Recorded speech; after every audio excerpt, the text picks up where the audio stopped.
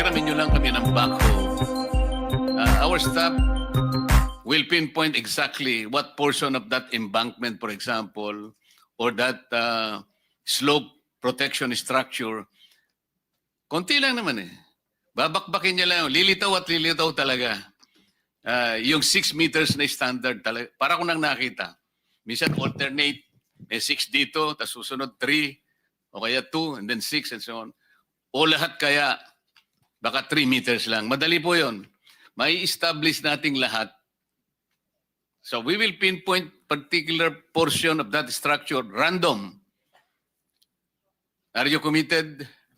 That will be most welcome, Your Honor. Salamat po, pero we can wala join po kami dito. pambayad ng backhoe.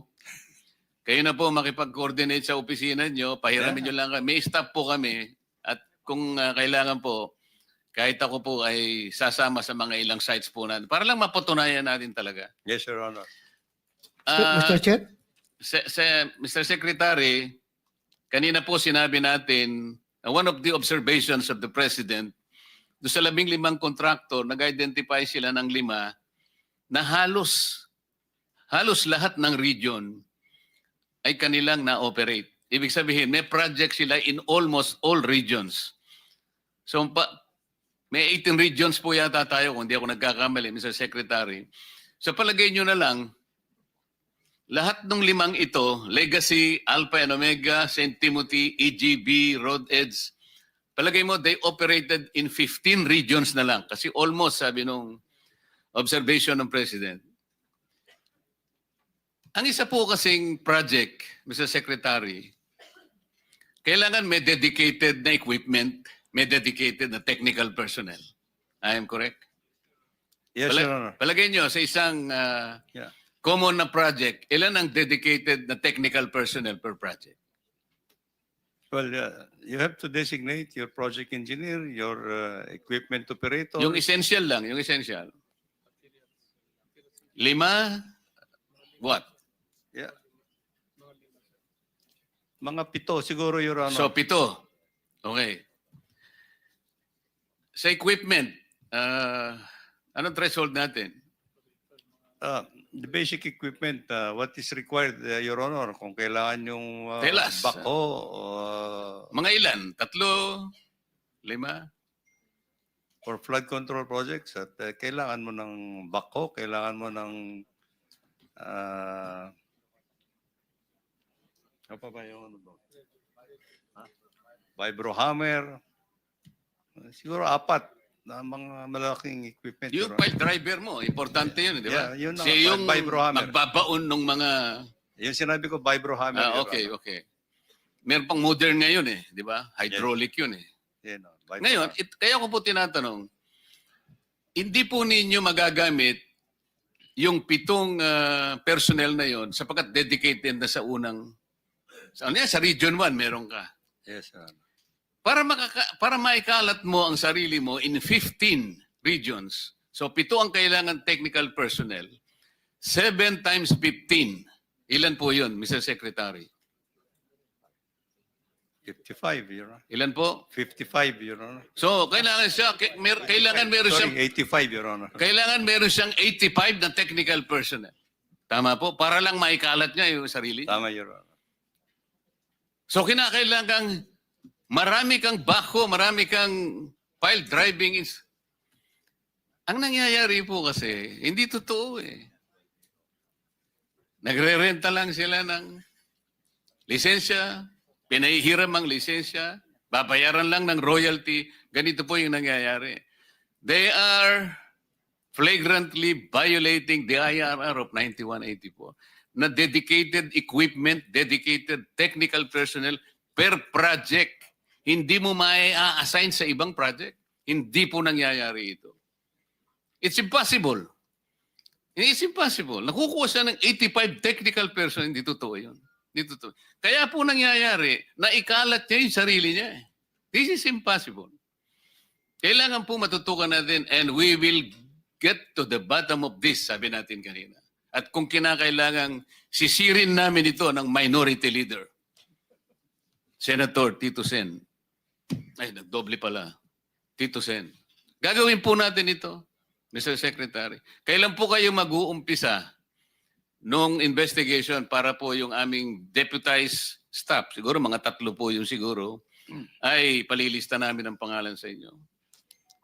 Actually, Your Honor, we have started, but we would be welcome actually the members from the committee who can join us actually in Yes, In- Mr. Secretary, we investigations. promise you that we will give you the names Yes, Your Honor. deputized by this committee to assist you in your investigation. Thank you, Your Honor.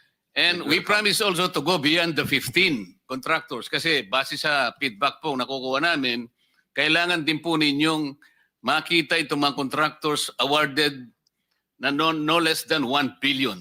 1 billion above, meron din po. Katulad po ng 11-16 Construction, Northern Builders, Third Star Builders, Juros Development Corporation, RA Pahati Construction and Supply, Ulticon Builders, AL Salazar Construction Inc., AC Soliben Construction, Santo Cristo Builders.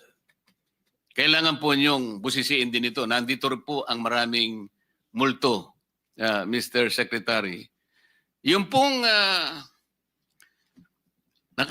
nakakapagbigay ng mas malaking concern para lang maano natin ang baha dito. Meron po akong nakitang isang dokumento na spillway project. Ito po yung, dahil po yung Laguna, di ba, ay mas mataas yata ng 4 na metro kung ikukumpara sa level ng Manila Bay. Tama po ba yun? So maggagawa po tayo ng spillway. Yes, Para Your sa Honor. ganun po, maibsan natin ang lumalaking baha dito sa parte ng Calabarzon. Yes, Your Honor. Pero, ang ginawa po ninyo ay kumuha kayo ng funding sa JICA. 150 billion pesos. Alam naman po natin, pagka JICA, Japanese government, at ang gagawa po niyan, sila rin po. Wala namang makikinabang na local contractors. Pero hindi po nyo nakita na tayo kaya nating gawin at 30 billion pesos. Siguro po, sasabihin nyo, mas okay naman ang technology ng Japan. O, okay lang po yun.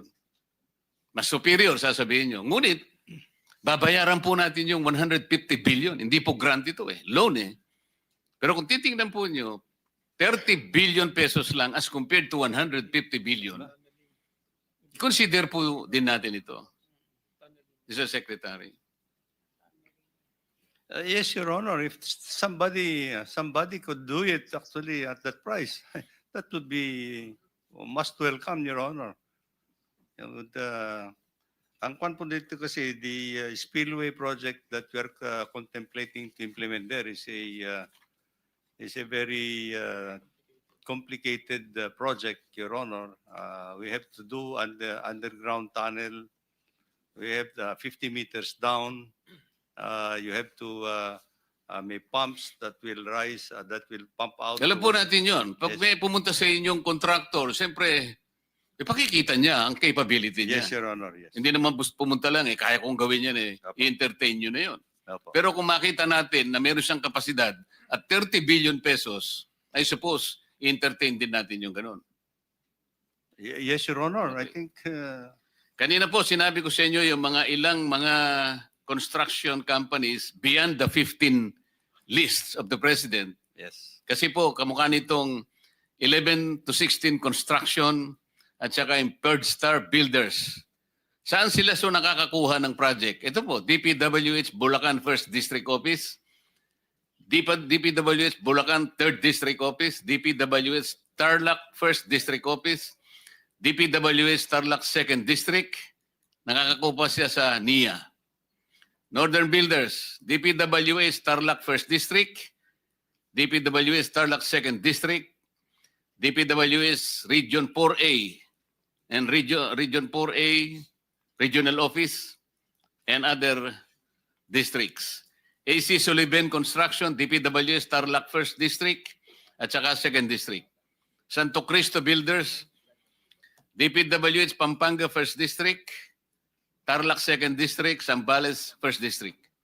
AL Salazar Construction, DPWH Bulacan First District, DPWH Region 4 District Office, DPWH NCR District Office, RA Pahati, DPWH NCR District Office, DPWH Region 4A, DPWH Nueva Ecija district offices. So, paki-nota nyo lang. Yes, Your Honor. At pagtutulong-tulungan po nating hukayin lahat ito, kahit multo sila, palagay ko may butong matitira para sa ganun sa susunod po nating pagdinig ay makita natin po talaga kung gaano ang nawawala sa ating gobyerno. Hindi lamang po yun. Kung gaano ang dapat pa nating gawin. Para sa ganun, ito pong pinaka-importanting usapin na ito ay maumpisan lang nating ayusin. Hindi po natin, we have no pretensions, Mr. Secretary, that this is very easy.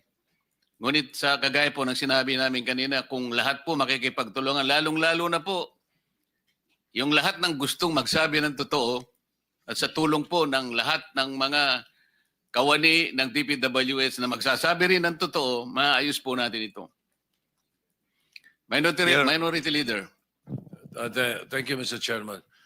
Picking up from the issue that you brought out about equipment, paano po nagka-qualify itong mga construction company na to, Secretary Bonoan? Like, kung I'll just point a finger in one of the top 15, we found out from the SEC that the MG Samidan Construction, which is included in the top 15 ni Presidente, paid up capital is only 250,000. But they were able to bag 5.02 billion flood control projects. Paano po nilang nagawa yon kung ganun lang ang paid up capital nila at ganun lang ang kapasidad nila? Paano pinapayagan ninyo? Paano nakaka-qualify sa inyo? Mr. Chairman, Your Honor, I think the paid-up capital is actually the paid-up capital for the company. The basis for us to evaluate whether he's qualified is actually on his net financial contracting capacity. And this is actually to be submitted by audited and submitted by the Bureau of yung financial statement by the BIR. So dito po kayo nagbe-base po yung net financial contracting capacity po, hindi po Yeah. sa... Okay, as far as I mentioned, and well, I should mention, so that is not the basis. No po. Basta kahit na mahinang paid up capital, Yes. maliit na kumpanya to, pagka nakalusot sa BIR. BIR, Yeah, pick up. And for one thing, he has to have a license, contracting license, Your Honor, issued by the Philippine Contractors Accreditation Board. Now, and then, if he wants to participate in a particular project, he has to show that he has the equipment and technical capability to do it. And then yung financial- how do they do that? They have How do to they show present- you? They have to present actually which equipment that they will assign to the project, either owned or leased.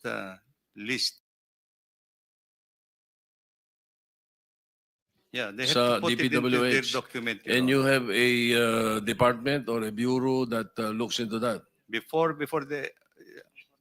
award of the contract, we have to see the equipment, Your Honor. Sinong we? When you say yung we. the implementing What is your office. implementing agency? It's What- either the bureau? district office, or the regional office, All or the right, the central district office. office or the Regional office, regional office. and big projects by the central office, Your Honor. All right. Now, when a company or a construction company like that is, let's say, blacklisted, once a company is blacklisted, what happens? Once a company is blacklisted, he cannot participate in any government infrastructure project for 1 year, Your Honor, from the time he's blacklisted. What about if they put up another company? Well, there's another process for that, Your Honor, actually. So it's the company. So, pinapayagan nyo na. The company will evaluate it on the process, on the company itself, Your Honor. You see, Mr. Chairman, I'm particularly asking about St. Gerard Construction, no? Owned by the Discayas. They were blacklisted. But they, again, afterwards, put up Alpha and Omega sa top 5 ninyo. Sa billion-billion bad control. Then they put up St. Timothy. Sila rin may-ari.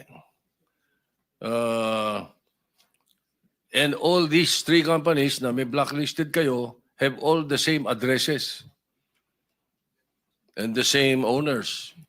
Bakit pinapayagan yun? Ganun. Blacklisted na eh. Siguro yung blacklisting nila, Mr. Chair, is actually tapos na yung nila yung period of penalty. Because as I said, when you're blacklisted, you have only 1 year to be blacklisted. Then you can participate again. Mr. Chairman, if Parang agrabyadong Pilipino doon. Agkabyado nga, Senator Blacklisted Tito. na nga eh. Chairman, ganito ang gawin mo. Your lawyers can advise you. Meron kaming tawag dyan. You have to pierce the veil of corporate fiction. Kahit ano pang gawin niya, siya pa rin yun eh. Kaya tagpasin mo siya. Multo ka na eh, huwag ka nang mabubuhay. Pag multo, multo lang. Ganun lang yun. Sir Secretary, ladies and gentlemen, we promise... Mr. Chairman, sorry, just one point, and I would just like to add to what the minority leader is talking about. One, it's disappointing, and really, Secretary, it's unacceptable. It's the same address, it's the same company. Parang napakadali na mahuli. So sasabihin siguro nanonood sa atin, kung gusto nyong hulihin yan, uhulihin nyo. Kung hindi, talagang hindi.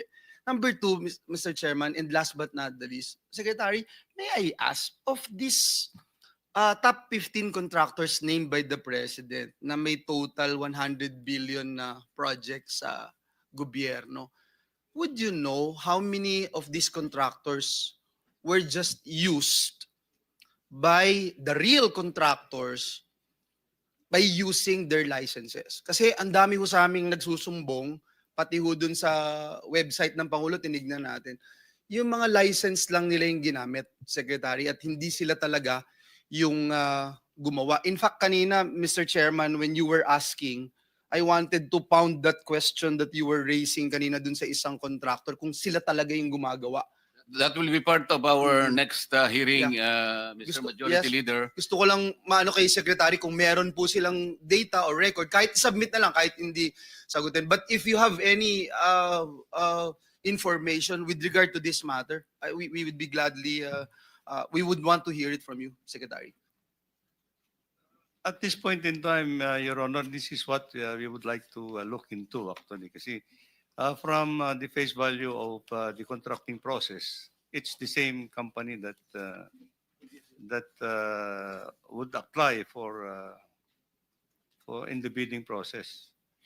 Ganito yan, Mr. Secretary. Sa initial report nyo kasi, there are 9,698 projects. Pero sabi nyo rito, 179 projects were undertaken by the 15 identified contractors by the President. Para bang ibig sabihin, only 2% participated. Hindi po yun eh. Ang gusto natin sabihin, ilan dito sa mga 15 contractors na ito ang nagpahiram ng paulit-ulit ng kanilang lisensya. Kaya nga kumalat ang personalidad nila. Na-cover nila practically all regions of this country. That will be one of the subject matters of the next hearing. As we have committed, ladies and gentlemen, we'll be winding up because we have to prepare this room for the session that will be upcoming by 3 o'clock. I'd like to thank my colleagues, all the participants. I now suspend hearing of this committee hearing, and be assured that you will be notified of the next hearing date, and all participants will be invited again. Thank you very much.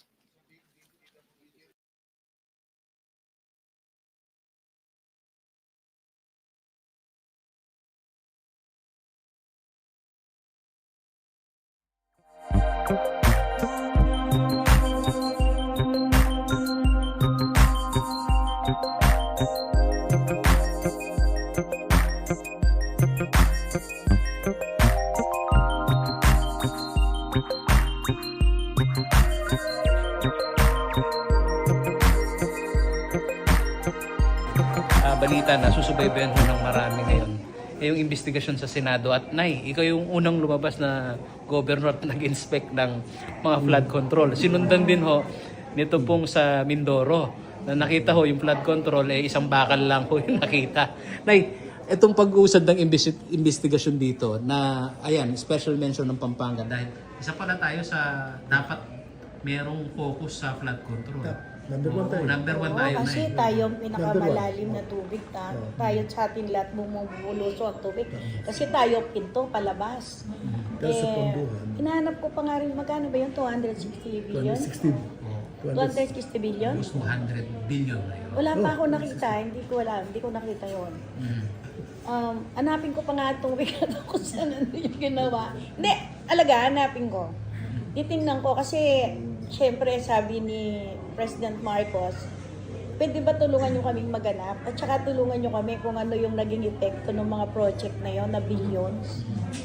Ang sabi ko nga, siguro yung local government code may batas doon na pagka may project, ang national government, lalo na pag-infrastructure, kailangan nalalaman ng LGU. Hindi po pwede yung gagawin ng DPWH pagkatapos walang paalam, walang turnover. Hindi naman kami kumukuha ng kontrata. Hindi namin ano yun, hindi po type yun. At tagal ko na nga ang politikus, minsan lang ako nagpunta sa opisina ng regional director ng DPWH eh. Pero talaga, hindi naman yun sa nakikialam ka o gusto mong humingi ng SOP. Hindi ganun. Ang gusto ko lang na magpaalam sila. O Gob, o Mayor, gagawin ko itong dike ha. Yung ganun lang. Pero syempre, magkukomment ka. O ba't gagawin mo itong 200 meters? Paano yung kasunod? At saka dapat malaman mo yung specification. Hindi po pwede yung sila-sila. Sila-sila lang nakakalam kung anong sukat ng bakal, kung anong sukat ng seat piles. Ay, hindi kami masisi ngayon eh. Di ba? Hindi kami masisi ngayon. Kasi talagang hindi namin alam. Nay, kung kayong tatanungin, kasi sa Bulacan, sabi ni Governor Dan Fernando, COA na nga yung may initiative ngayon para mag-imbestiga. Para at least magkaalaman. Kasi kung DPWH, Tsaka si President Marcos nandun. yeah. Binuksan niya yung nasira. Nakita niya walang laman daw sa loob. Yung dike. Ang nangyari, may mali eh. Hindi sila nakipag-coordinate sa LGU. Ngayon, hindi masisisi ngayon ng national government ang LGU kasi hindi naman nila talaga alam. Ang nakakatakot yung napanood ko sa Mindoro, grabe naman. Ilang billion ba yun? Ano? Ilang billion? 1 billion per kilometer. Ang 1 billion kinalbasan. per kilometer? Ako sabi nila 200 magkano? Ay 200 billion tayo? 260 billion. More than 200 na tayo. Hanapin ko pa nga ngayon. Tatanungin ko nga yung DPWH. Pero pareho pa rin tayo, lubog pa rin tayo. Mas lumala pa rin. Hanapin ko talaga, hindi ko talaga alam yun kung nasaan yan. Nagulat na lang ako, may part pala tayo. Just in case na may participation tayo sa Blue Ribbon Committee kay Senator Marcoleta, willing ba kayong pag-attend? Para maging Alam mo, resource speaker. Alam mo, siguro unahin na nilang tanungin yung malalaki. Kasi ako kasi ayoko nang makarami pa. Gusto yung talagang nakita na nila na may problema.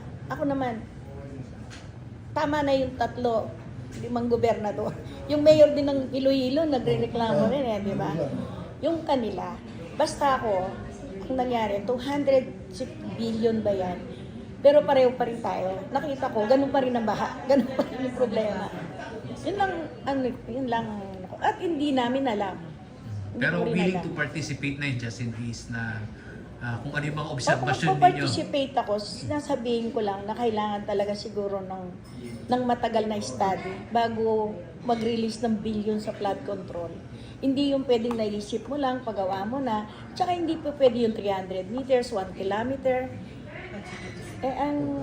Ang laki niyan, ang lawak niyan eh. Pagkalimbawa, 1 kilometer ka lang, yung susunod na kilometro, hindi mo, lalabas din ng tubig doon. So, yung pera na yun, dapat mag-solve sila ng isang problema. Bawa, 200B. Maraki-laki yun. 200 billion. Tingnan nila kung paano nila mapapatibay talaga na wala ng problema. Na wala nang lulusutan ng tubig. Pero kung ikaw tatanungin, meron kasing diskurso ngayon eh. Sino daw ang mag-iimbestiga? Ang House of Representative o ang Senado? Both meron silang initiative na mag-imbestiga. Combine sila. Di ba? Tulungan. Mag-combine sila. Kasi sila lang ang gumawa ng budget eh. Sila yung nakakalam kung saan nalagay yung budget. Di ba?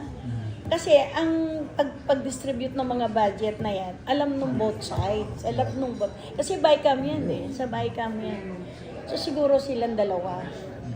Hindi pwede yung mag-solo yung Congress, hindi pwede mag-solo. Parang BICAM. Tingnan mo, no? Di ba? Para sa akin ganun, para lang hindi... Tapos pag-aralan na lang ngayon ng 2026 na sana, hindi na mangyayari yun. Hindi na mangyayari yun. Para makapag-move on na tayo.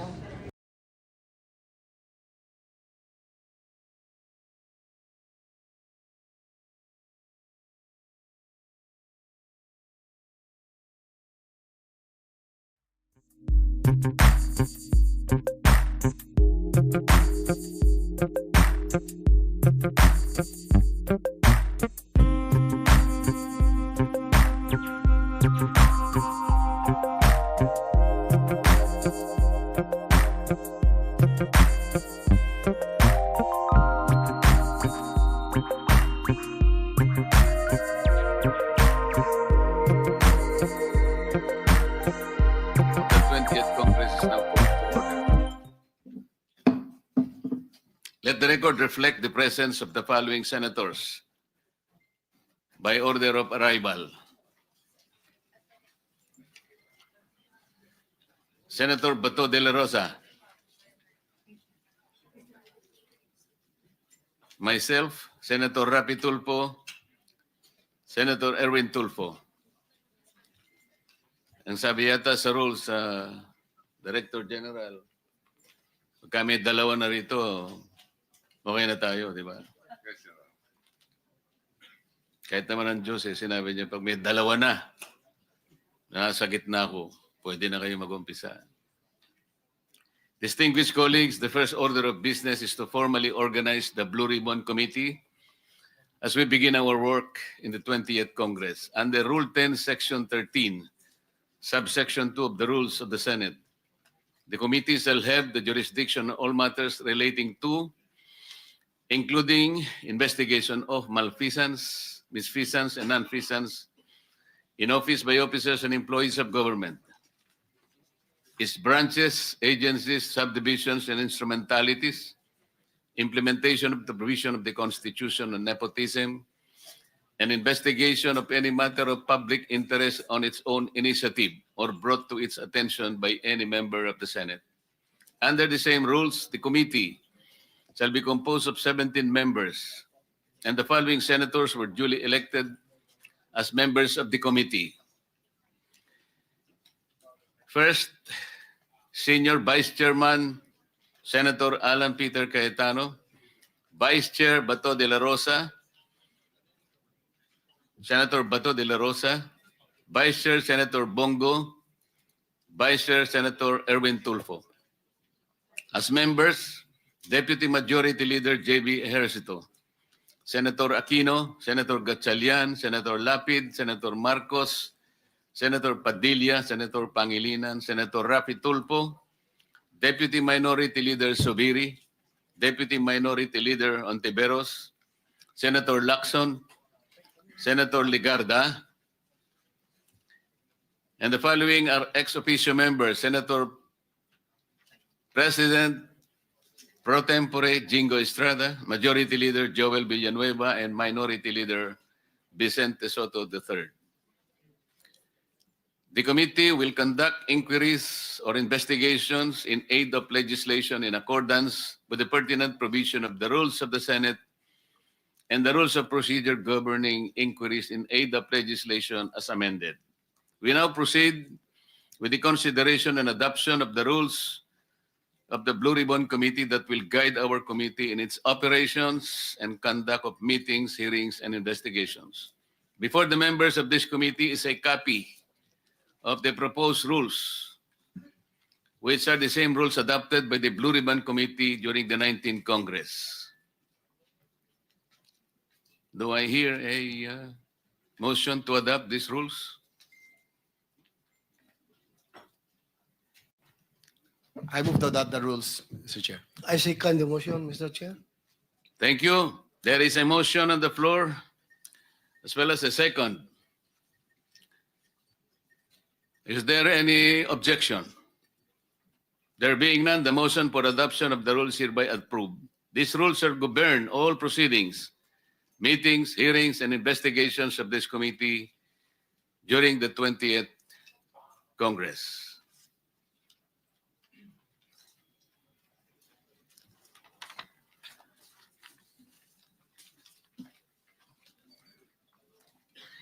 Magandang umaga po sa lahat ng naririto ngayon sa pag-uumpisa ng ating pagdinig sa isang pinaka-controversial na paksa. Ang usapin patungkol sa mga flood control projects na pinagmagatang The Philippines Underwater. On August 11, 2025, President Ferdinand Marcos Jr. disclosed deeply troubling findings from an initial government review of flood control projects implemented so far during his administration.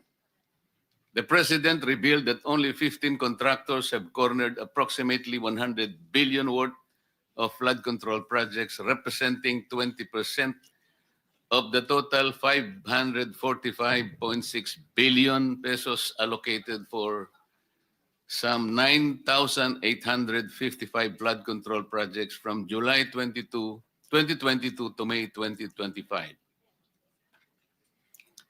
The Senate Blue Ribbon Committee convenes today for this motu proprio inquiry into serious allegations of malfeasance, misfeasance, and nonfeasance concerning the award and implementation of flood control projects that have been disproportionately concentrated among a select group of contractors.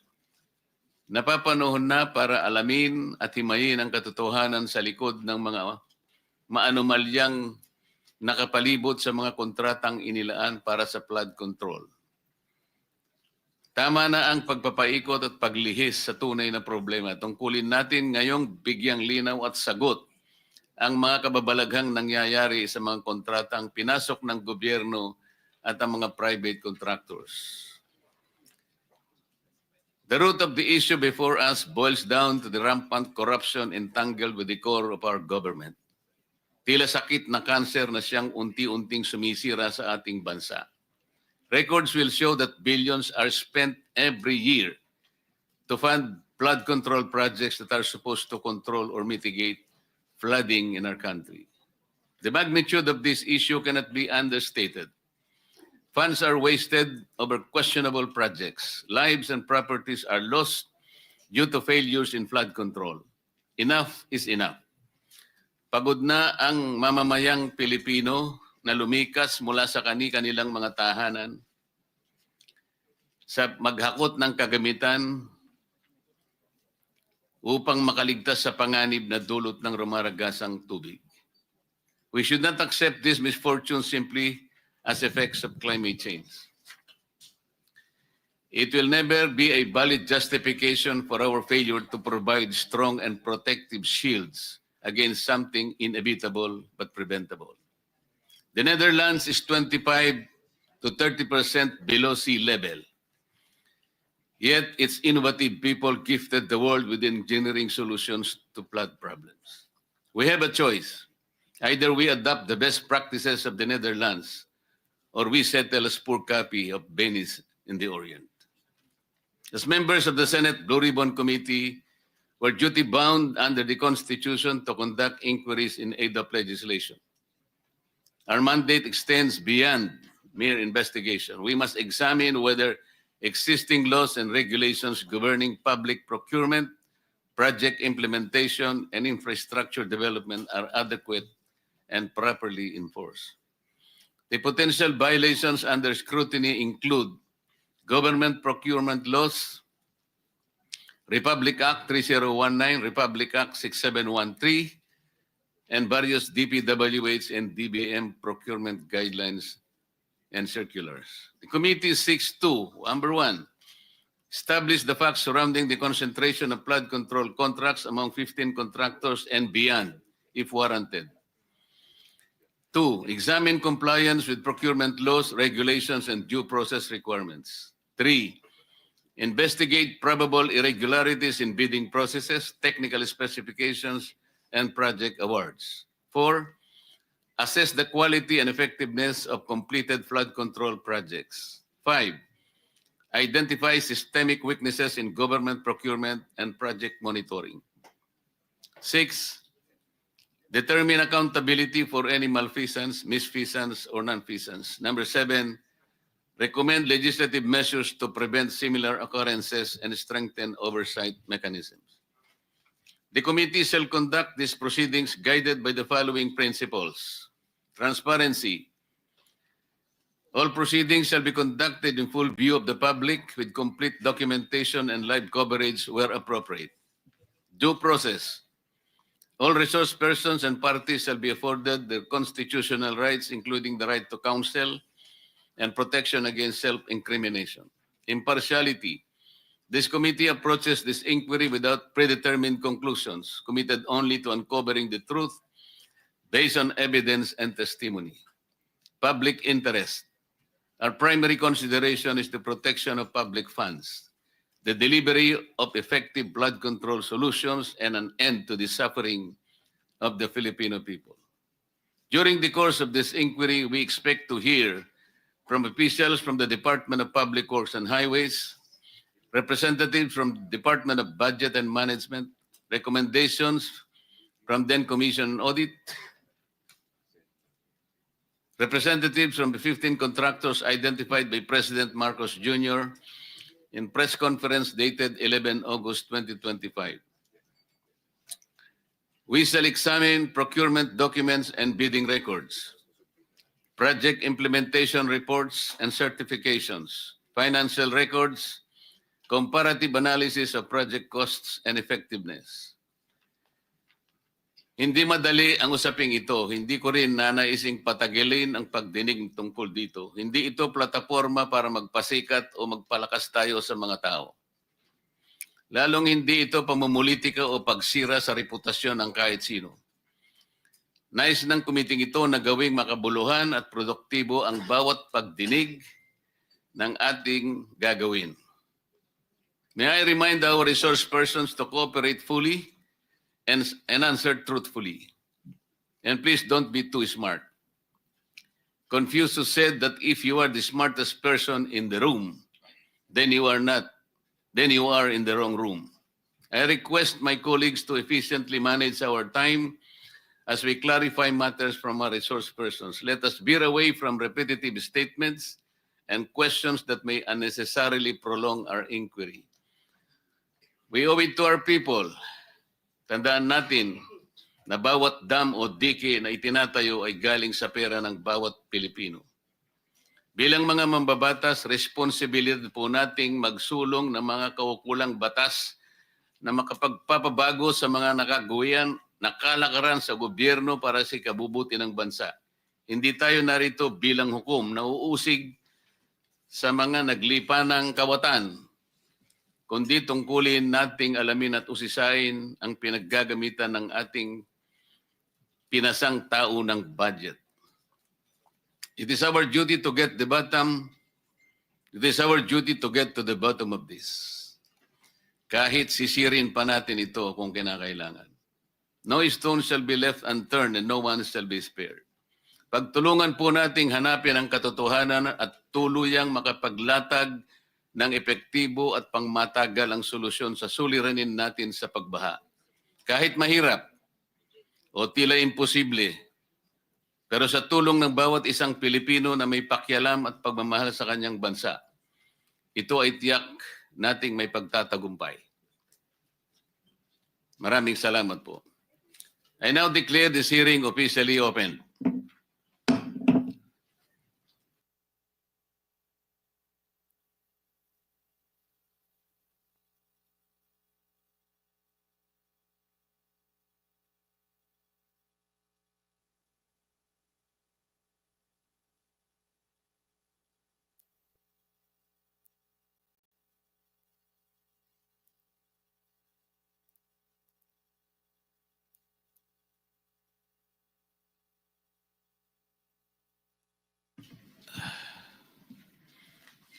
I direct the Director General to please call the roll.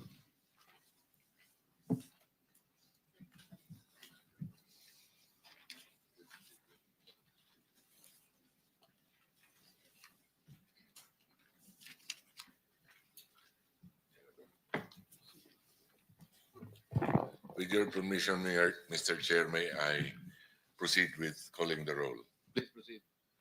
From the Commission on Audit, Attorney Gabriel Cordoba, he's represented by Tracy Ann Sunico, OIC of Director 3.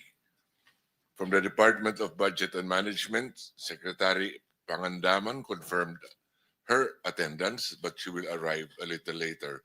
In the meantime, she will be represented by Yusek Rolando Toledo and Yusek Abuel. Director Maria Crescencia D. Sunga from the Budget Management Bureau A, BMB-A. From the Department of Public Works, Secretary Manuel Bonoan, Senior Undersecretary Emil Sadain, Undersecretary Eugenio Pipo, Assistant Secretary Loretta Malaluan, Assistant Secretary Constante Llanes Jr., Ms. Luz de la Rosa, Director Internal Audit Service, Regional Directors Gerard Opulencia, NCR, Roselier Tolentino, Region 3, Jovel Mendoza, Region 4A, and Regional Director Virgilio Eduarte, Region 5. From the National Mapping and Resource Information Authority, DNR Nambria, Engineer Glicerio Yare. From DOST Pag-asa, Dr. Nathaniel Servando. From Metro Manila Development Authority, Attorney Romando Artes, who will be arriving late because he has a court hearing at this hour. Already here. Okay, thank you. The construction companies, Mr. Alex Abelido, President, Legacy Construction Corporation. Ellery Hiran. Present siya dito. Ms. Cesara Discaya, an invitation was sent to her, but she sent an excuse letter saying that she had a prior commitment. Ms. Maria Roma Angeline Rimando, she cannot attend because she's still suffering from grief due to untimely demise of her foster mother parent. Mr. Alan Kirante, QM Builders, there. Mr. Ernie Bagao, owner proprietor EGB Construction Corporation. Mr. Iumir Villanueva, president of Top Notch Catalyst Builders Inc. He cannot attend because he has a previously scheduled medical procedure today at the Asian Hospital. Mr. Lawrence Lubiano, president Centerways Construction and Development Inc., represented by Attorney Regidor Ponferrada.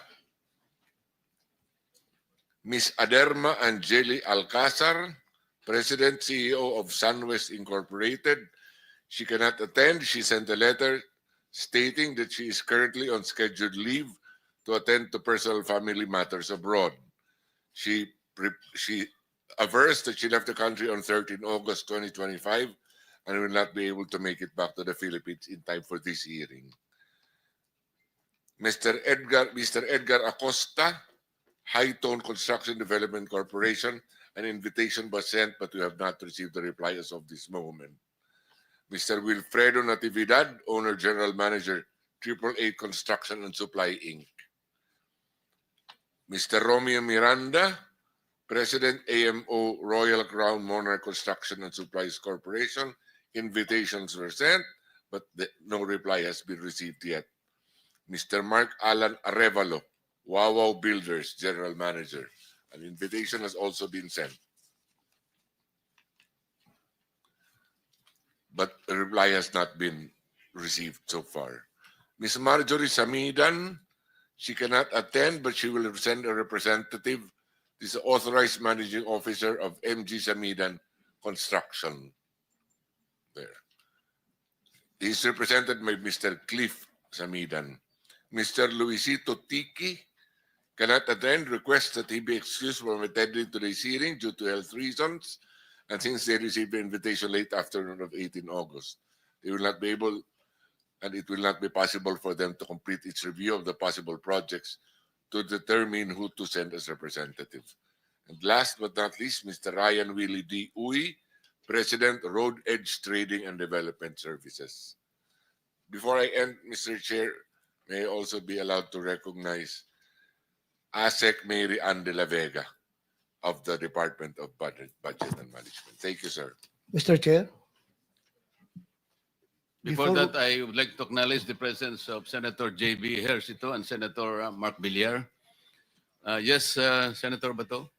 Mr. Chair, may I move for the issuance of subpoena to those absent invited resource persons, particularly yung mga contractors, Mr. Chair, to require them to be present in the next hearing. I so move, Mr. Chair. I think the motion is in order.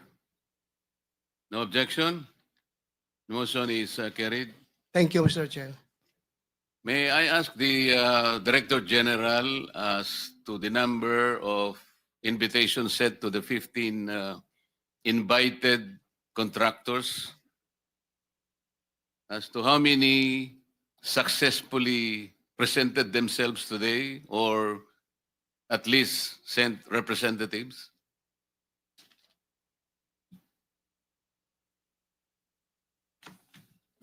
Your Honor, we sent 15 invitations to 15 contractors. And how many replied to your invitation?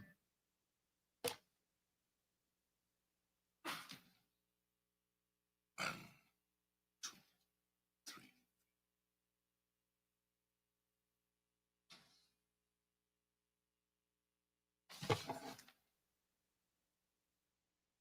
three. 11 replied, Your Honor.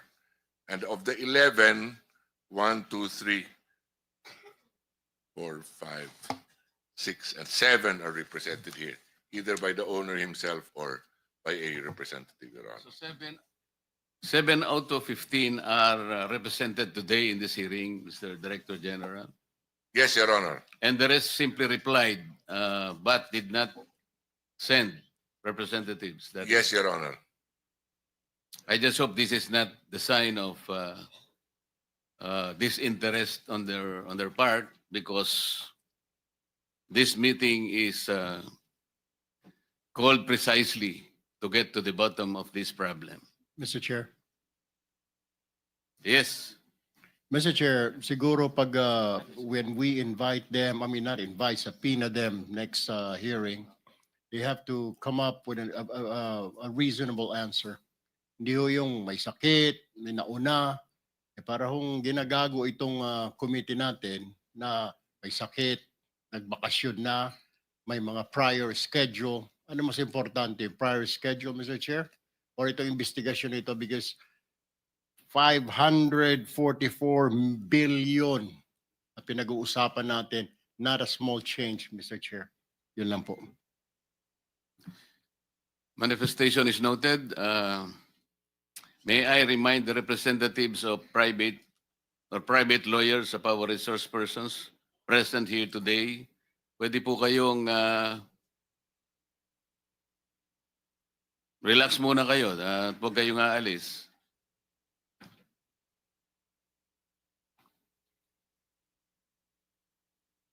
I will now direct the Director General to acknowledge the presence of our resource persons and thereafter administer the oath to them.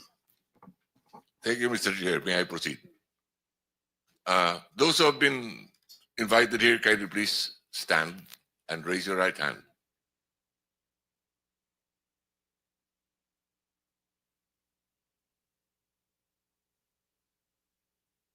Do you swear or affirm to tell the truth, the whole truth, and nothing but the truth in this proceeding?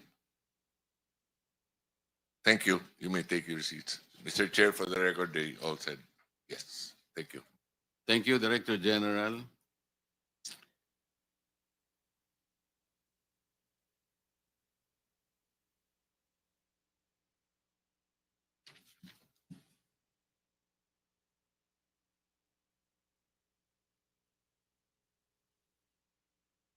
I acknowledge the presence of Senator Gatchalian and Senator Bongo.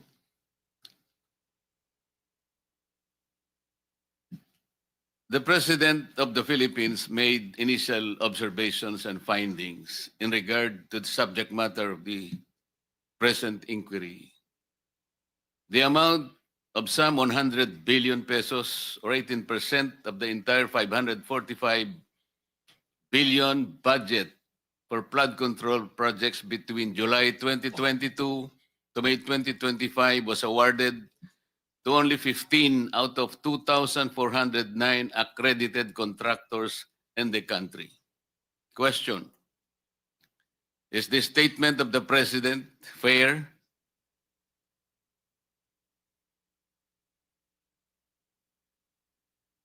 Silence means acquiescence. So, Chairman notes that all present today agrees to the statement of the President. And the 15 contractors referred to were invited as early as last Saturday, Director General, Friday, and on at least 7 of them replied and sent representatives this morning. Legacy Construction Corporation, Alpha and Omega General Contractor and Development Corporation, St. Timothy Construction Corporation, QM Builders, EGB Construction Corporation, Top-Notch Catalyst Builders, Inc., Centerways Construction and Development, Inc., SunWest, Inc., Highton Construction and Development Corporation, 888 Construction and Supply, Inc., Royal Crown Monarch Construction and Supplies Corporations, Wawo Builders, MG Samidan Construction, LRTK Builders, Inc., and Road Edge Trading and Development Services. These 15 contractors were mentioned by the President.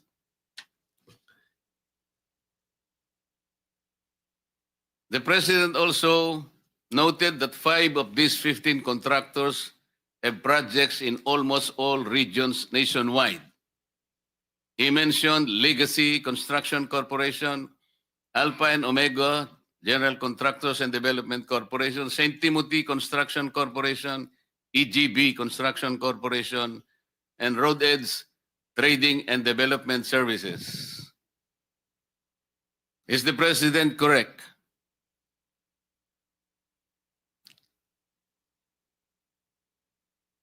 Your silence is also acquiescence. So the President fairly reported this accurately. Wala pong problema so far. The President also noted that there appears a mismatch between the most flood-prone areas based on National Adaptation Plan of the Philippines 2023-2025. Kasi yung mga flood-prone areas nasa ating National Adaptation Plan of the Philippines. Ito po yung mga probinsya ng Pampanga, Nueva Ecija, Pangasinan, Tarlac, Bulacan, Metro Manila, Maguindanao, North Cotabato, Oriental Mindoro, and Ilocos Norte. These are the flood-prone areas. As opposed to the top 10 provinces awarded with the highest number of flood control projects by the DPWH. Bulacan, 668 flood control projects. Cebu, 414. Isabela, 341. Pangasinan, 313. Pampanga, 292. Albay, 273. Leyte, 262. Tarlac, 258. Camarines Sur, 252. Ilocos Norte, 224 flood control projects. This shows that only 4 among those considered flood-prone areas ang nandito pong nabigyan ng kaukulang mga projects. The rest ay wala po sa flood-prone areas. This is the initial observation of the President. Is his observation fair enough to you? Meron po bang gustong kumontra sa observation ng President?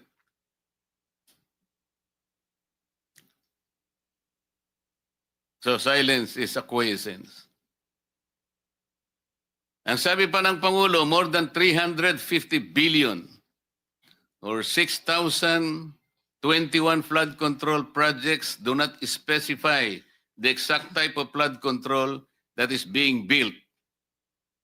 Halimbawa po, kung repair works yun, o kaya cut-off channel, o dikes, o drainage structures, flood mitigation structures, retarding basin, revetment, slope protection spur dikes, waterways, or embankments. Walang ganun eh. Sabi niya, hindi mo lang dinidescribe ito eh. 350 billion worth of projects defy basic description. Or 6,021 flood control projects. Many of these projects are in different locations but have exactly the same contractor and contract cost. This is disturbing. This is one of the initial observations of the President. Do you believe this is also a fair assessment? Oh, walang kumikibo sa ating mga resource person. I think this is a fair assessment coming from the office of the President.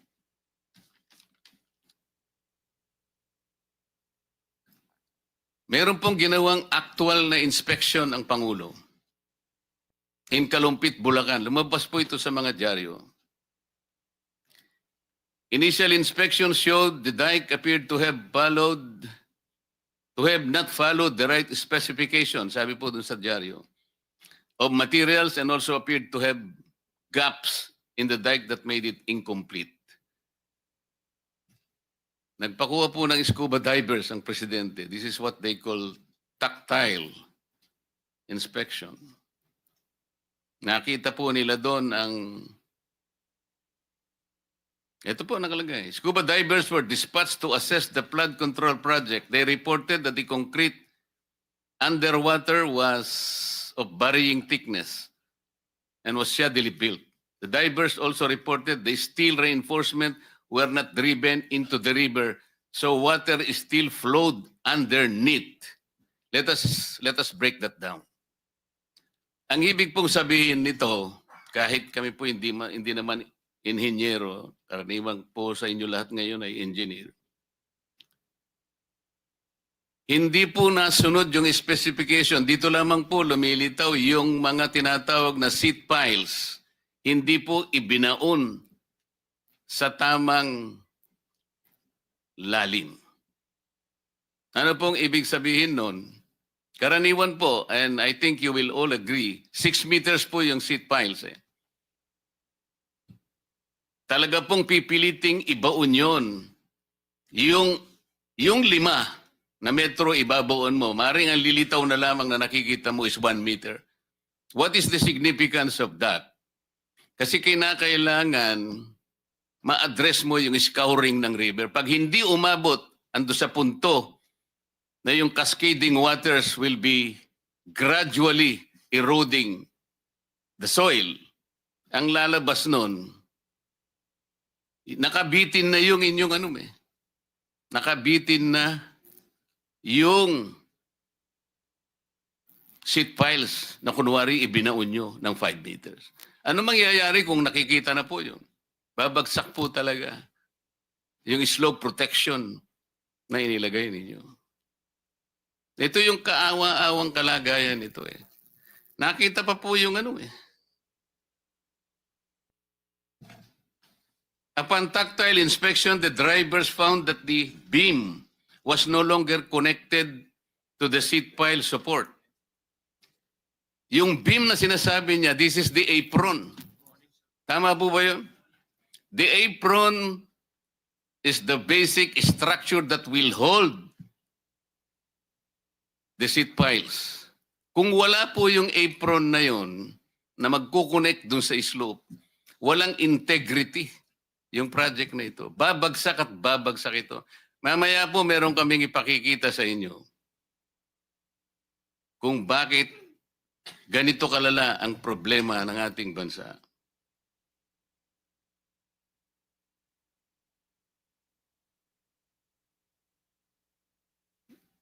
Ready ba yung isang slide natin para makita lang yung ikaroon tayo po ng idea kung ano yung revetment. Ito kasing binisita po ng Pangulo, embankment po ito, diki po ito eh.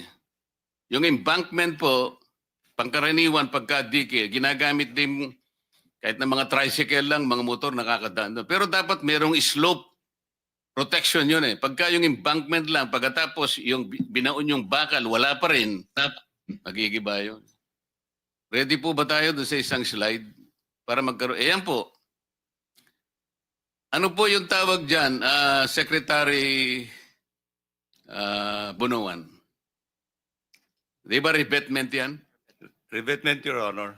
Ayan po, ang kaawa-awang kalagayan ng revetment, meron pa pong nota dyan sa nagbigay sa akin. 80% lupa, 15% semento, plus 5% bakal equals pera. Ano po dapat yung reinforcing bars nitong revetment na ito? Kasi po wala eh. Kahit na po siguro kawayan lang, wala yan eh. Tingnan po ninyo. Wala pa po tubig ito. It's supposed to be, siguro medyo river po ito eh. Tatagal po ba ito, Secretary? Itong ganito? Hindi siguro, Your Honor. I think this is a failure of the structure in itself. So, dapat wala nang siguro. Tsakin mo. Tatagal ba ito? Hindi po. Alam po nyo kung saan ito? Kayang-kaya naman po ninyong ma-identify. Nasaan po yung mga district engineers nyo? Para wag na po sabihin kung kanino galing yan. Kasi malalaman din po natin yun eh. Why do you think the contractor of this project adopted this kind of anomalous activity? Marami pong ibig sabihin yan eh. Meron tayong kasabihan, Chair Erwin, the picture paints 1,000 words. Dito po, hindi words, perang nakalagay. 80% lupa plus 15% semento, plus 5% pera, 5% bakal, ano daw, Chairman? Oo nga, equals?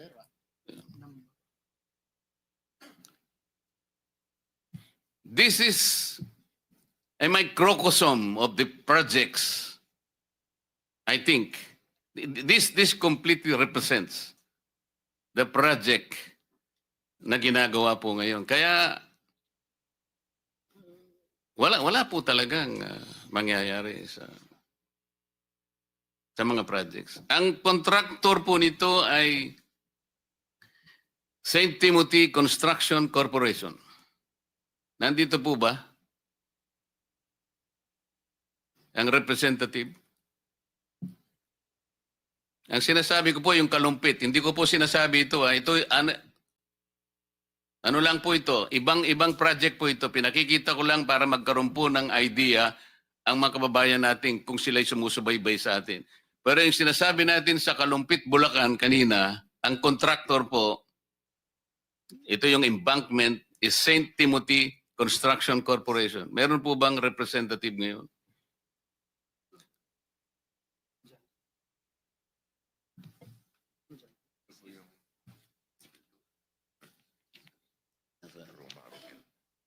Ito? Roma Angeline? The representative is one Miss Maria Roma Angeline Remando. Nandyan po ba kayo, Madam?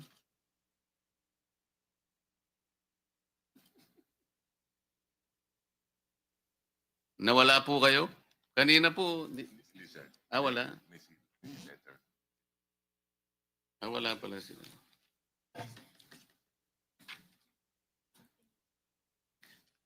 Before we continue, let me acknowledge the presence of Senator Joel, our Majority Leader.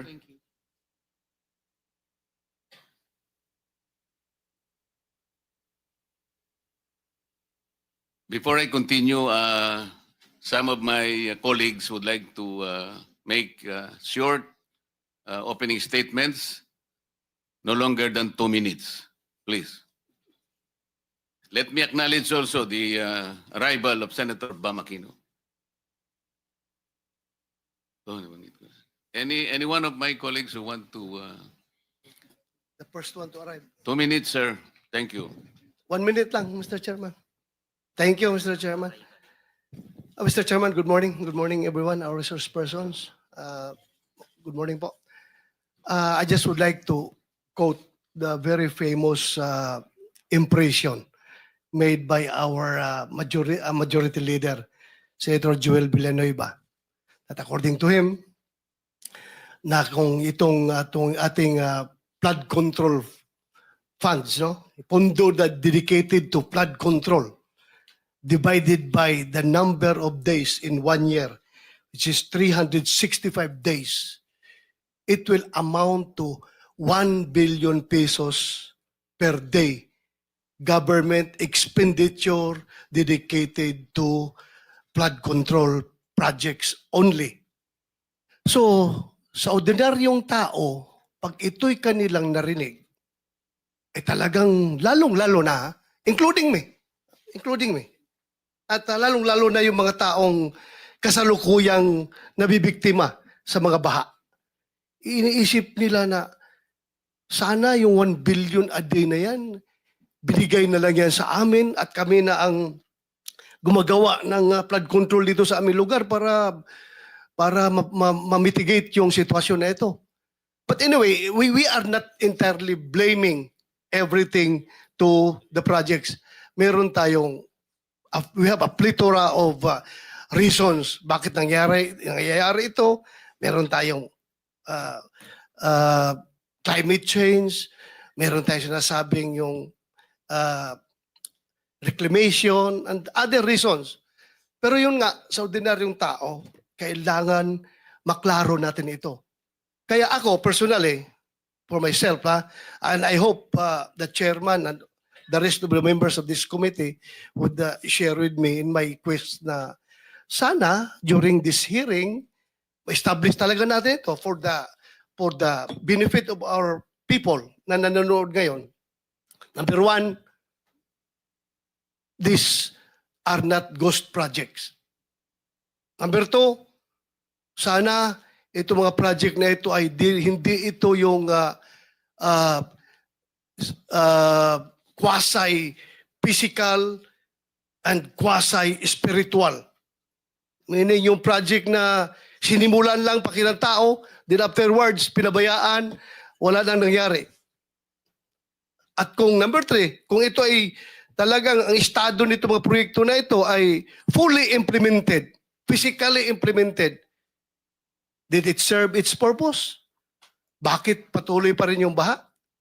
So, yun po mga Mr. Chairman, ang gusto nating malaman today, and I hope that all our resource persons would cooperate 100% in this Senate investigation. Because itong mga aming committee ng Blue Ribbon Committee, we are not witch hunters here. We are not ghostbusters. We are truth seekers. So in our quest for the truth, sana you play a very vital role para makamit natin ang katotohanan dito para sa ating inang bayan. Maraming salamat, Mr. Chairman. Thank you. For your 2.5 minutes, Senator Bato. Following the order of arrival, I will call on Senator Rapi Tulfo for his 2 minutes. Maraming salamat, Mr. Chair. Ako po ay magbibigay ng senaryo kung paano po mahilentulad sa karneng baka sa palengke ang ilang bilyones na napupunta sa flood control. At kung paano po ito kinakatay, china-chop-chop at niluluto. Nagsisimula po yan sa isang proponent na kung saan ay kakatay po siya ng say 20 billion pesos mula sa NEP, BICAM, and ang program appropriation. Now, itong proponent na ito ay dadalhin niya ang 20 billion na nakatay niya doon sa mga nabanggit ko NEP Common Program sa Region 4B. Na kung saan ang regional director doon ay isang nagngalan Mr. Gerald Pakanan, excuse me. Now, yung 10 billion, si proponent na ang gagawa ng project dahil meron naman siyang kumpanya na nagkukontrata. So, ibig sabihin siya po isang contractor. So, hindi na po natin malaman kung magkano eksakto ang kanyang kikitain doon sa 10 billion. Pero, ang estimate po, abot ng 60%, kita niya, 40% na lang mapupunta sa project. Ano mangyayari po doon sa 10 billion na titira? Siyempre, kukunin po yun ni Mr. Pakanan. At yung 5 billion, si Mr. Pakanan na po ang gagawa ng project dahil meron din po siyang sariling kumpanya na nangungontrata. And of course, doon sa 5 billion niya, magbibigay siya ng 28% SOP sa proponent. Now, anong mangyari doon sa 5 billion na natitira na? Yun po ay bibigay ni Mr. Pakanan sa kanyang mga kaibigang kontraktor. And of course, again, si proponent kikita po ng 28%. Si Mr. Pakanan kikita ng 18%. Yung mga kontraktor, of course, kikita din yun, 30%. Alisin po natin dyan yung 7% para sa tax sa BIR of VAT.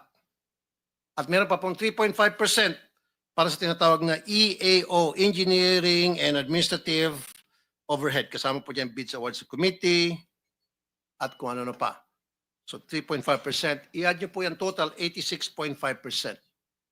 Magkano lang po napupunta sa project? 13.5%. Ganun po yung kalokohang nangyayari dyan sa Region 4B. Now, kunti na lang Mr. Chairman. 40% ang ibinabayad agad sa mga contractor at kay proponent kahit hindi pa po tapos ang project o kahit hindi pa gawa ang project at gagawa po sila ng mga fake accomplishment report, dinodoktor. Yan po yung example lamang kung paano po binabalasubas ang pera para sa flood control na dapat po ay imbestigahan ng committee to sa susunod po ng mga hearing. By the way, isang Ryan Altea ang nagpakilala dito kay Mr. Gerald Pakanan doon sa isang proponent. So ibig sabihin ito si Mr. Altea ay well connected na ngayon po ay na-promote pa. Ang daming kalokong ginagawa, na-promote at siya po ngayon ay isang direktor sa main office. Maraming salamat, Mr. Chair. Thank you, Senator Tulfo. For the record, that's 3 minutes. Oh, Before I continue, let me acknowledge the arrival of our Senate President pro tempore, Jingo Estrada. So let's continue with Senator Erwin Tulfo. 2 minutes. Thank you, Mr. Chair. Thank you. 545.64 billion pesos of flood control. This is nothing less than a grand robbery of our nation. Sa salitang kalye, pagnanakaw to the max. DPWH officials, contractors, and their cohorts in public office need not explain anymore because we already have an answer why year after year flood waters still drown our communities while their bank accounts are flooded with taxpayers' money. Bago pa man may sakatuparan ang isang proyekto, hinihinga na po ng 20 hanggang 25% na komisyon ang mga kontratista, masaklap po ng ilang mga politiko. Yan po ang dahilan kung bakit substandard o palpak ang mga proyekto at karamihan ay ghost projects na.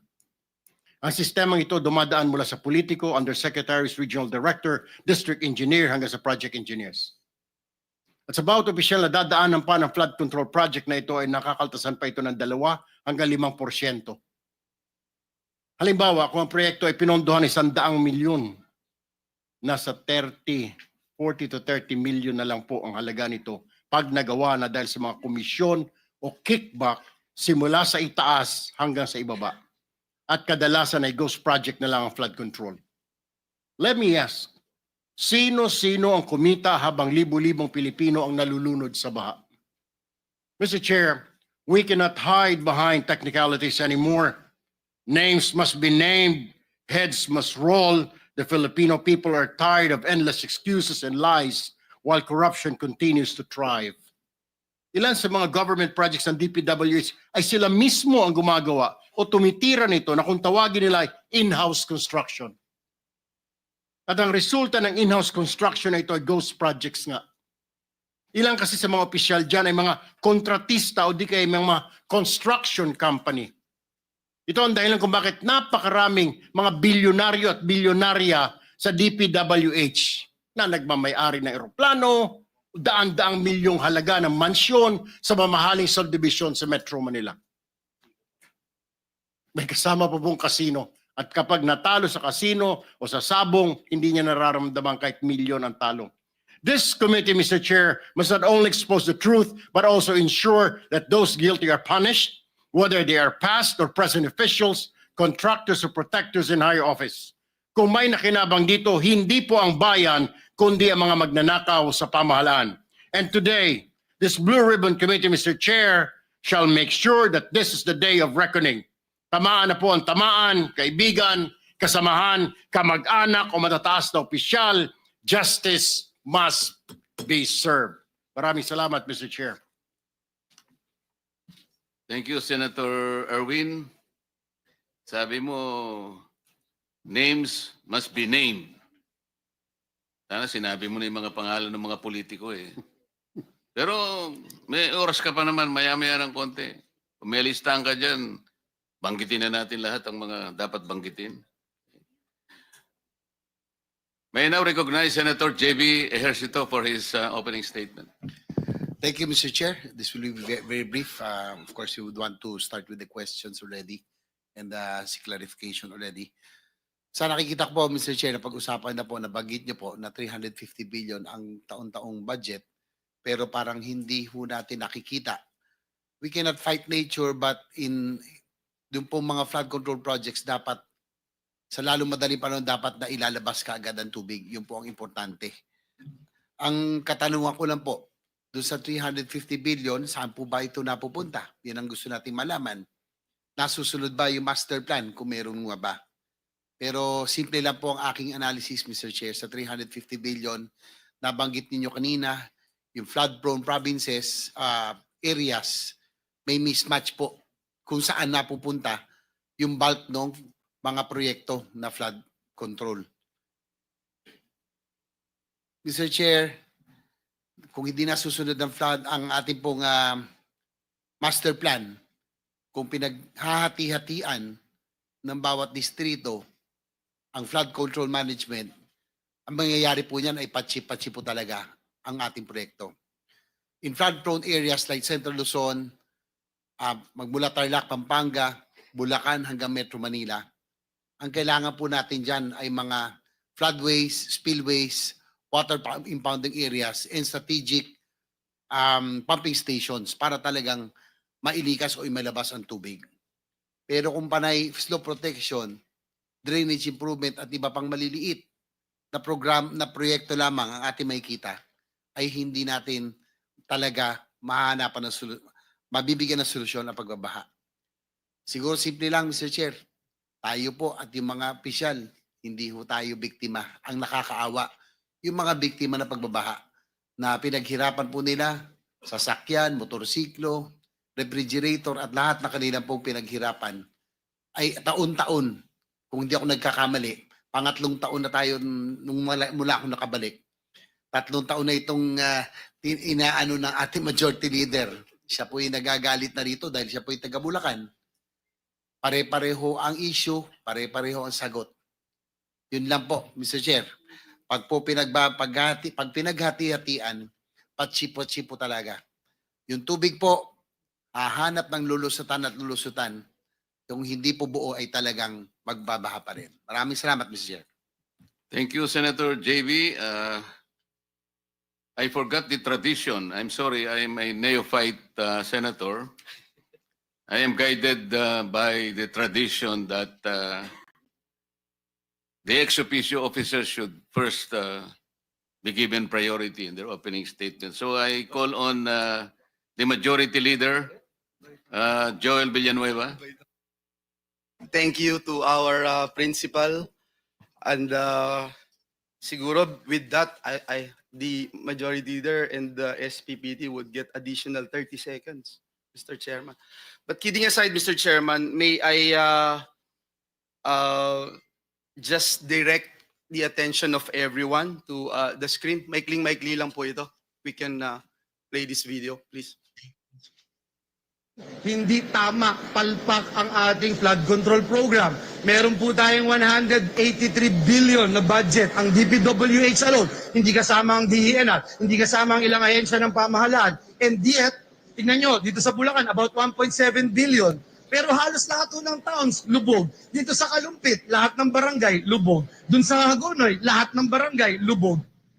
Mr. Chairman, ito pong video na ito ay hindi ngayong taon, hindi nung isang taon, kung hindi almost more than 2 years ago, Mr. Chairman, August 1, 2023. Kasama po dun sa video na yon yung aming gobernador, Governor Daniel Fernando, Mayor Lem, na Kalumpit, Bulacan. And just recently, the President went there. Kasama pa rin si Governor at si Mayor at nakita pa rin, Mr. Chairman, na wala hong nangyayari and it's getting worse. Another video that I'd like to share, Mr. Chairman, can we play the next video? Very short lang, Mr. Chair. Pero wala ko silang Si Senate Majority Leader Joel Villanueva gigil na gigil dahil drawing lang umano ang napala sa apela nilang proyekto kontra baha. Gayong may 183 billion pesos na pondo ang DPWH ngayong taon. Nagpondo po ako ng feasibility study. It took them 2 years bago magawa yung feasibility study. After na magawa yung feasibility study, ginawa ba? Hindi po. Ngayon ba ginagawa? Hindi din. Pero bukod sa flood control budget, meron ding flood mitigation at foreign assisted project funds ang DPWH na pag pinagsama-sama, papalo sa 280.6 billion pesos ngayong taon at 265 billion pesos sa 2024. Mr. Chairman, August 9 po yan, 2023. 2025 na po ngayon, Mr. Chairman. At nakakalungkot po, Mr. Chairman, dahil sabi nga po ni Senator JV, 3 taon na po na para ho akong sirang plaka, paulit-ulit ho dito. And that's why I thank you, Mr. Chairman, for calling this hearing because I know that a lot of people, especially our people from the great province of Bulacan, are expecting results. Last na po, Mr. Chairman, meron pa pong isa na binanggit tayo dito sa bulwagang ito, if we can play it. Just few seconds.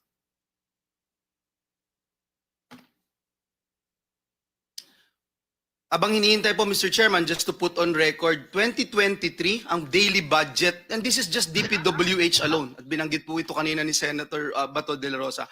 In 2023, just DPWH alone, 1.079 billion a day budget. A day budget. 2024, DPWH alone, 1.342 billion pesos a day budget. 2025, this year, Mr. Chairman, 1.377 billion pesos a day budget. A day budget, DPWH alone. In the NEP for this coming 2026, in the NEP, 1.08 billion pesos a day again in the DPWH alone, Mr. Chairman. Can we play this video, please? Management, National Government and Budget. Ngayong taon po, 2024, mas mataas po ang inilaan na budget ng Kongreso para sa DPWH alone. Dito po sa flood management, nasa 1.35 billion kada araw. Meron po ang DENR, meron din po ang MMDA, meron din po ang Pag-asa, meron din po ang Climate Change Commission. Aabutin po ito ng 1.44 billion kada araw. Hindi na po band-aid solution ang ating kailangan. Hindi po natutuwa yung mga kababayan natin na dinadala natin sila sa evacuation center. Kahit may dala po tayong relief goods, hindi na po sila natutuwa. Di naman po nila gustong pumipila lagi para makakuha ng relief goods, Mr. President.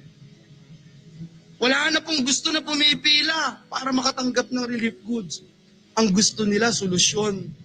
Hanggat wala po tayong klarong solusyon o master plan, mananatili po itong unli baha. Pero hindi po unli ang resilience ng ating mga kababayan. Hindi po unli ang ating pondo.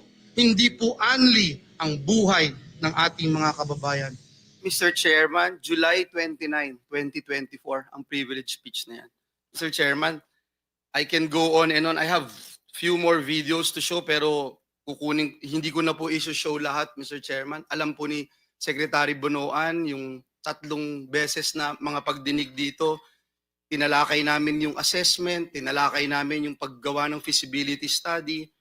Ang sakit lang, Mr. Chairman, is that for the past 4 years, 1 billion a day DPWH budget lang for flood control.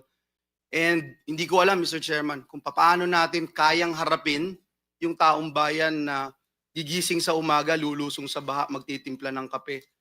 Aalis ng bahay nila, lulusong sa baha para magtrabaho. Babalik sa bahay nila, lulusong ulit sa baha para magtrabaho. At wala pa hong bagyo yun. At ginagastusan ng 1 billion a day for the past 4 years. Tama po ang Pangulo, dapat i-review ang mga flood control program ng ating pamahalaan, panagutin ang mga may sala sa baha. Mr. Chairman, dear colleagues, ako na ho yung makikiusap personal muli sa 3 taon na ito na may mangyari na po sa ating mga ginagawa dito dahil uulitin ko, hindi ho unli ang pasensya ng ating mga kababayan. Maraming salamat, Mr. Chair. Thank you, Senator Joel. The next is Senator Jingo Estrada, Senate President pro tempore. Thank you, Mr. Chair. I will just waive my opening statement, but I would like just to ask one question. Are the contractors that were invited by this committee present? Are all of them present here? I think 11 responded, but only 7, according to the Director General, managed to send representatives. Why, what happened?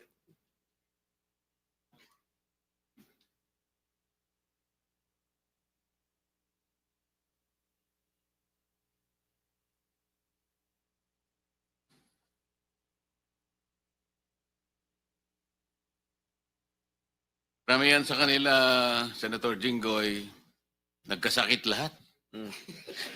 Iba siguro ni nervyos. Sana So, Mr. Chair, with that, I move that we subpoena them for next hearing. ng motion, motion. Senator Bato na So I will just waive my opening statement so we can proceed with the questioning of these officials concerned. Mr. Thank you, Chairman, just a quick intervention to the subpoena. May I recommend to our Senate President pro tempore to subpoena the owners of the corporations, not merely representatives. Kasi na subukan na natin dito yan, pag representatives, wala hong isasagot ho yan. So doon po sa General Information Sheet, the Articles of Incorporation, nakasulat ho doon sino may-ari, papuntahin ho yung may-ari at saka presidente ng kumpanya. I so move. Yes, I agree with the suggestion of Senator Gatchalian. I second the motion. as practicable, let us invite the owners, the head, the most responsible officer of the corporations involved. Pero kung halimbawa talaga namang may legal excuses, ang ipadadala nila somebody who can bind the corporation, yung makakasagot din sa atin, to be practical. So I will now call Senator Mark Villar for his opening statement. Thank you, Mr. Chairman. Very short lang. I just like to express my support to the committee dahil napaka-importante po ang layunin ng ating hearing ngayon dahil kailangan natin malaman kung ano nangyari, kung anong dapat gawin para ma-maximize yung budget sa flood control. Ang Pilipinas po ay napaka-prone sa baha. In fact, just this month, nung nakaraang buwan, nagkaroon tayo ng bagyo at halos 3 milyong pamilya ang apektado. So, base po sa karanasan ko bilang Secretary ng Public Works, napaka-importante po ang master planning sa flood control. Kasi pwede mong ayusin isang section at bibilis yung daloy ng tubig, pero pagdating sa ibang section na walang flood control, maiipon yung tubig, pas lalala yung baha sa ibang areas. So, napaka-importante po na magkaroon tayo at suportahan natin ang mga master plan flood control projects. And there are master plan. I am aware, may mga master plan talaga sa DPWH. Some of them are foreign funded master plan. Some of them are each floodwater basin na may master plan. So, importante po, para sa akin, yung pondo ng taong bayan ay dapat nakatutok sa mga master plan projects ng DPWH. And of course, on the issue of yung mga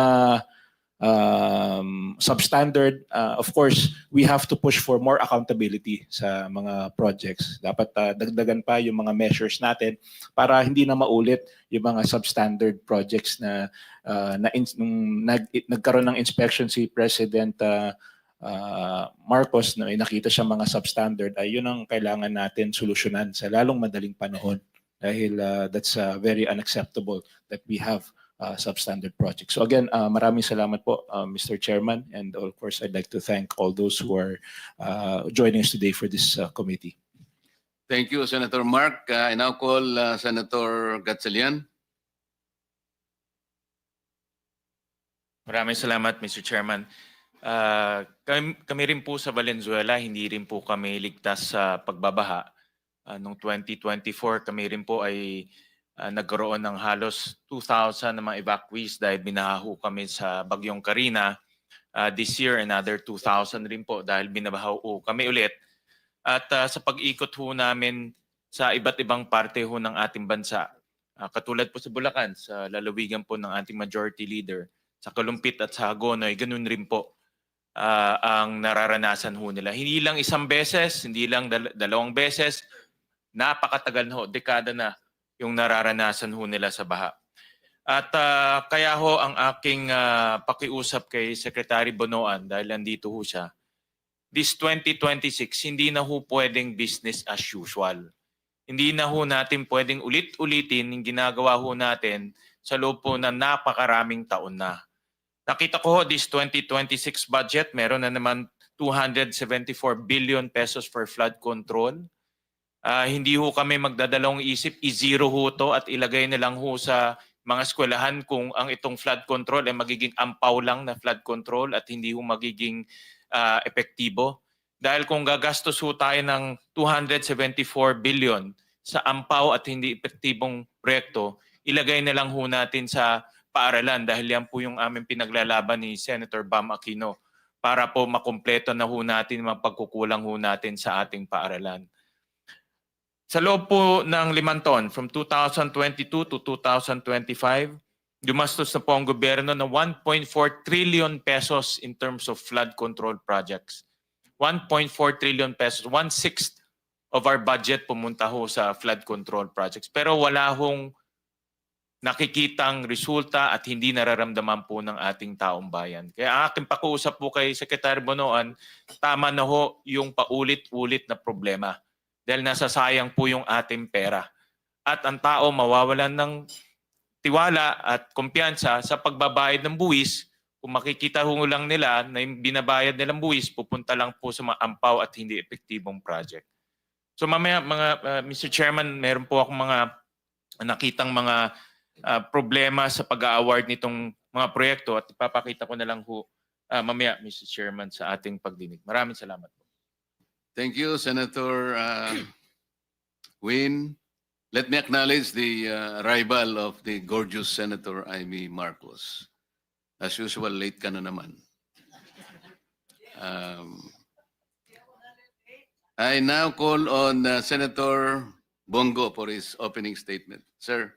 Salamat, Mr. Chair. I fully support the objectives of this hearing. I want to commend our chairperson, Senator Rodante Marcoleta, for prioritizing this important issue before us.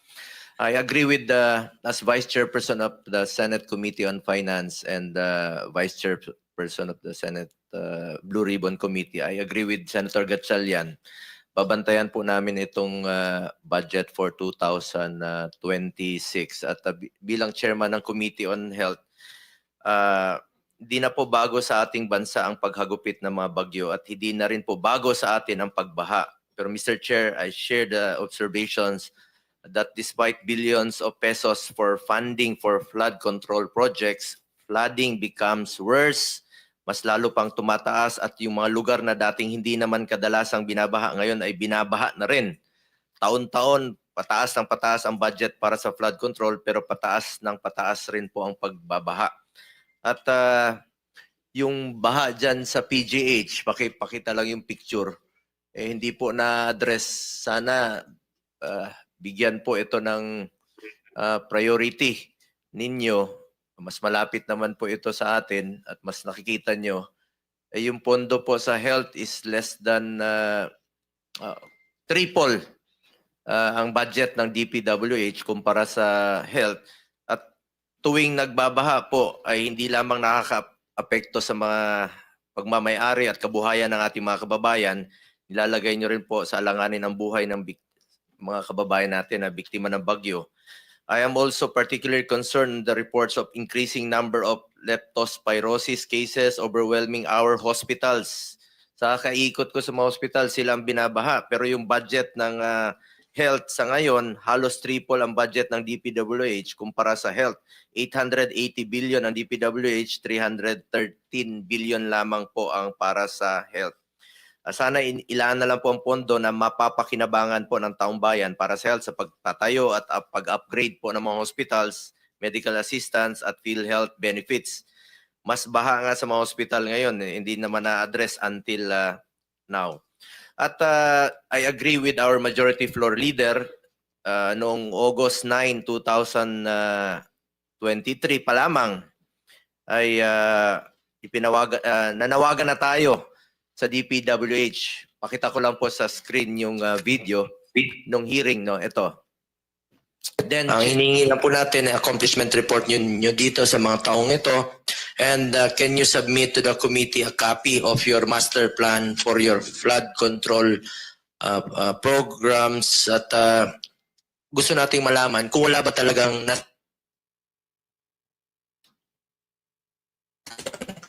na pondo dito na inilaan nyo po sa ilang taon na patuloy nyong pinupondohan at tumataas pa. At pangatlong tanong ko po, can you submit your prioritization in implementing flood control projects? That was August of 2023, more than 2 years ago na po yan. At pinaalalahanan natin kayo, dapat ilagay ang flood control sa lugar na may madalas binabaha at maproteksyonan na tao.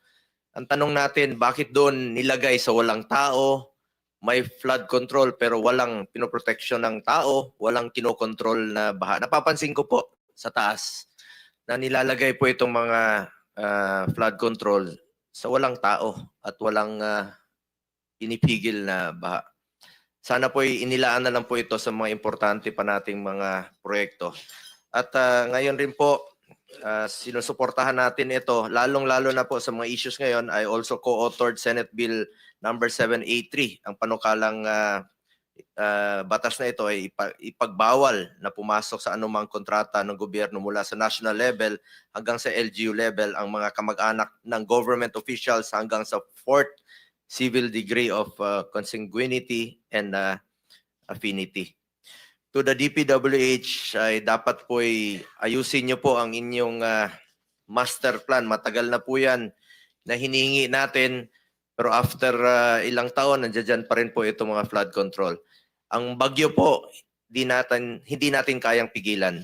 Pero ang labis na pagbaha, pagkawala ng kabuhayan at buhay, kaya po nating magawa ng paraan.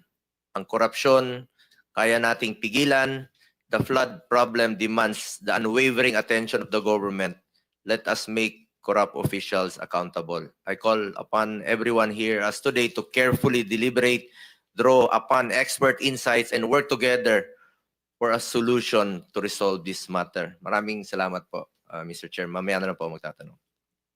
Thank you, Senator Bong. Before I call on Senator Bam, let me just make a clarification. The amount of 545 billion mentioned by the President budget for flood control are the ones which he believed awarded to the 15 contractors which he identified last August 11. The actual budget for flood control projects between July 2022 up to May 2025, per the report submitted by the Legislative Budget Research and Monitoring Office of the Senate, is 849 billion pesos. That having been clarified, I now call Senator Bam for his opening statement. Maraming salamat, Mr. Chairman. Magandang umaga sa ating lahat. Unang-una, Mr. Chairman, we support the investigation of flood control dito po sa ating bansa. Sabi ko nga nung isang araw, hindi tayo flood control, flood out of control na po yun nangyayari. 1.4 trillion, nabanggit ni Senator Gatchalian, no? In the last 15 years, paiba-iba pa po yung numero, no? Maganda rin po siguro malaman natin dito sa ating komite kung magkano nga ba talaga yung ginagastos. Ngayon po, pataas ng pataas, 800 billion na po ang nabanggit ni Chairperson Marcoleta. Maganda pong malaman natin yan. On the first day of session, nag-file rin po tayo ng resolution number 28 to investigate flood control, but this was referred to the Committee on Public Works. So I welcome this investigation. Nung panahon po ng kasagsagan ng habagat, pumunta rin po tayo sa Macabebe, sa Pampanga, at doon po tayo nakiisa sa mga kababayan po natin doon, hanggang tuhod, hanggang bewang, hanggang dibdib, no? Papunta pong Masantol mula pong Macabebe, pataas ng pataas po yung tubig. Doon po sa kanila, ang sinasabi nila, kami po dito kailangan ng malaking pondo talaga, no? In fact, may JICA project, may Korean project po doon, at malaking proyekto po yun. At yung isang tanong ng mga opisyal po doon, sa mga lugar na talagang flood prone, parang kulang po yung naibibigay. Pero sa mga lugar naman na parang wala namang baha, bakit merong mga flood control? Yun o siguro yung isang magandang malaman po natin. Yung isa pa, yung flood control, ano po ba talagang ibig sabihin nito? Ito ba'y dredging? Ito ba'y pagbuo ng bagong infrastruktura? Ano ba talaga ang ibig sabihin ng flood control para malaman rin po ng taong bayan kung bakit ganyang kalaking pera ang ginagastos ng bansa po natin kahit yung resulta naman ay parang tuloy-tuloy pa rin yung pagbaha.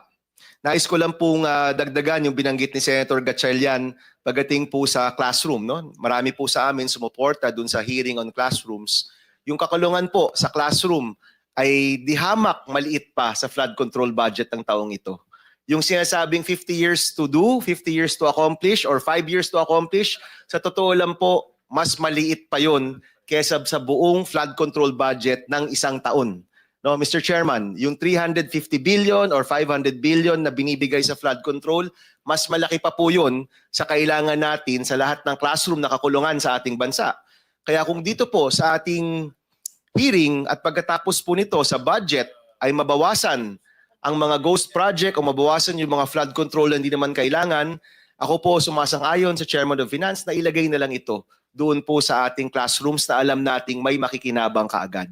Ito pong habagat, 4,000 ang classroom ayon po sa DepEd ang naapektuhan. 732 ang nawasak, 726 yung major damage, 2,600 yung minor damage. Sa lahat po ng mga classroom na yan, ang pinaka-apektado po ang ating mga kabataan. At siguro po bilang panghuling statement, gusto ko lang pong ulitin, ang lalaki ng mga perang ito. Billion-billion, trillion-trillion, ang lalawak, ang lalaki, pero sa kaduluduluan ng lahat po, pag nababaha, ang pinaka-vulnerable po sa atin, ang pinaka-naapektuhan. Mga magsasaka, mga trabahador, mga workers po natin, mga estudyante, mga kabataan, mga kababayan po natin na kailangang gumising araw-araw, magtrabaho at lusong pa rin sa baha. No? Yan po yung pinaka-apektado dito po sa problema ng baha. Kaya suportado po natin ang komite at ang investigasyon pong ito para malaman natin saan ba talaga napupunta ang bilyones na nakalagay sa flood control budget. Maraming salamat, Mr. Chairman. Thank you, Senator Bam. The last for the opening statement is Senator Amy. Yes, thank you very much. And with apologies to our chairman, inasikaso ko muna yung mga barangay at mukhang ihahabla na naman sa Korte Suprema ang kanilang eleksyon. Ganun pa man, andito ako, pinagpilitan na makahabol. Unang-una, tulad ni ex-secretary Mark Villar, pinagpipilitan ko, alam na ni Secretary Bonoan ito, itong master plan, hindi naman tayo nag-uumpisa sa wala. Kasama po kayo noong 1978 doon sa Metro Manila Flood Control. Alam natin, noong panahon ni GMA, meron na naman, kasama na naman sina Architect Palafox doon sa flood control tungkol naman sa Undoy. Kaya't alam natin na tumataginting pa rin yung Parañaque Spillway at yung mahiwagang dredging ng Laguna de Bay na kahit kailan sa 1.4 trillion na ginagastos natin ay hindi napopondohan. Ang laki ng aking inggit sa iba't ibang bansa na kalapit natin sa climate change efforts nila na pangkalahatan ng Singapore na meron ng barrage, meron pa silang Long Island Plan at meron naman ang Malaysia, ililipat ng buo ang kanilang capital na forever flooding sa Putrajaya, bagong lungsod. Ang Indonesia, talaga naman sikat dahil sa kanilang green infrastructure, ang kanilang community building against climate change, ang kanilang river rechanneling and maintenance. Saan naman yung ating new technology, saan atin ang long-term plan? Kung sasabihin may National Flood Control Plan, parati naman na uuwi sa unprogrammed. Huwag naman tuloy ang gawin yan. Nakikita naman natin at siguro kailangan pansinin, ikalawa, ang National Flood Control Budget nag-umpisa sa 2025 sa 368 billion, nakita naman natin sa 2026 275 billion na lamang. So ibig sabihin, ang laki ng agwat kapag hindi pa dinagdagan yung congressional insertions. Ibalik sana natin sa talagang kinakailangan natin at tunay na bigyan diin yung mga master plan. Put your money where your mouth is, ika nga. Ikatlo, ibig ko lang dagdagan yung sinabi rin ni Senator Win tungkol sa 15 na pinangalanan ng ating Pangulo ng mga kontratista sa flood control. Alam naman natin, dun sa 15 yon, siyam pangalan lamang.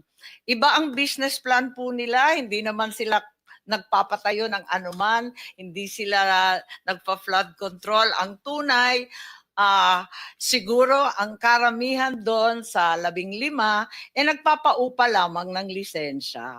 Alam naman natin yan. Hindi naman sila totoo o tapat na kontraktor, kundi talagang merong mga AAA, quadruple A na mga lisensya, tapos for a fee, pwede mong hiramin. Ika nga. Siguro panahon na sabi nga namin ni Chairman to pierce the corporate veil of such corporations as Legacy, the various saints that are included who are hardly saintly in their behavior, and finally come to the reality that these contractors are not building anything, least of all flood control. Maraming salamat po. Thank you, Senator Amy. I acknowledge the presence of Senator Minority Leader Tito Soto. And for your statement also, sir. Okay ka na? If you are ready. No, I'm here to listen, Your Honor. Okay. Thank you, Mr. Chairman. Incidentally, the Secretary of the DPWH intimated his desire to make a short statement. Sir, you have the floor. Thank you very much, Mr. Chairman. Mr. Chairman, Your Honors, good morning.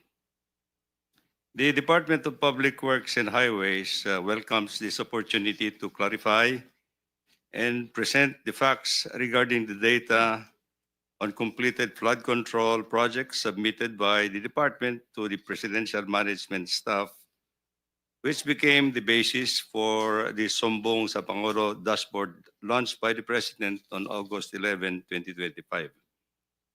As reported, the Department of Public Works and Highways has recorded a total of 9,855 completed flood control projects between July 2022 until May of 2025. Of this, around 3,709 projects amounting to approximately 183 billion were actually started as early as 2020 and 2021 and only reached completion within the reporting period. This represents the continuity of multi-year efforts. We recognize the concern raised by the President during the launch of the Sumbong ng Pangulo last Monday, that while thousands of projects are reflected as completed, our citizens continue to experience recurring flooding. This is not a contradiction, but a call for deeper accountability. Flood management is a complex and continuing challenge shaped by land use, siltation of rivers, climate change, and importantly, by the quality of project implementation at the local level. In fact, delegated authority for projects up to 150 million rests with district engineers, which makes proper oversight and accountability all the more critical. In response, Mr. Chairman, I have directed the Bureau of Quality and Safety and the Internal Audit Service to deploy inspection teams.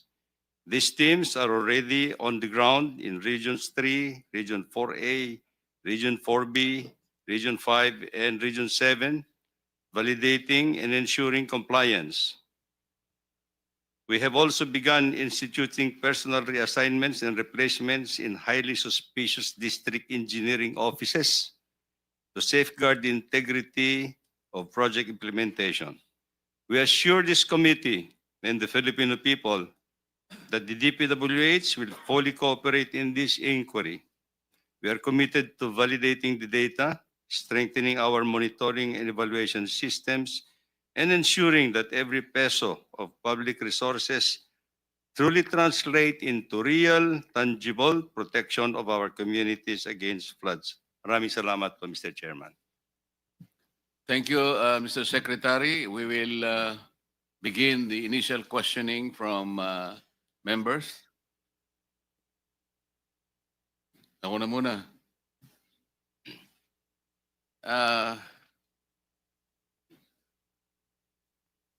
Mr. Secretary, as already said by some of my colleagues, they are, I think, worried about the existence or non-existence of a master plan, an integrated, comprehensive master plan that will finally solve the problem of flooding in this country. Do we have that? Mr. Chairman, let me qualify.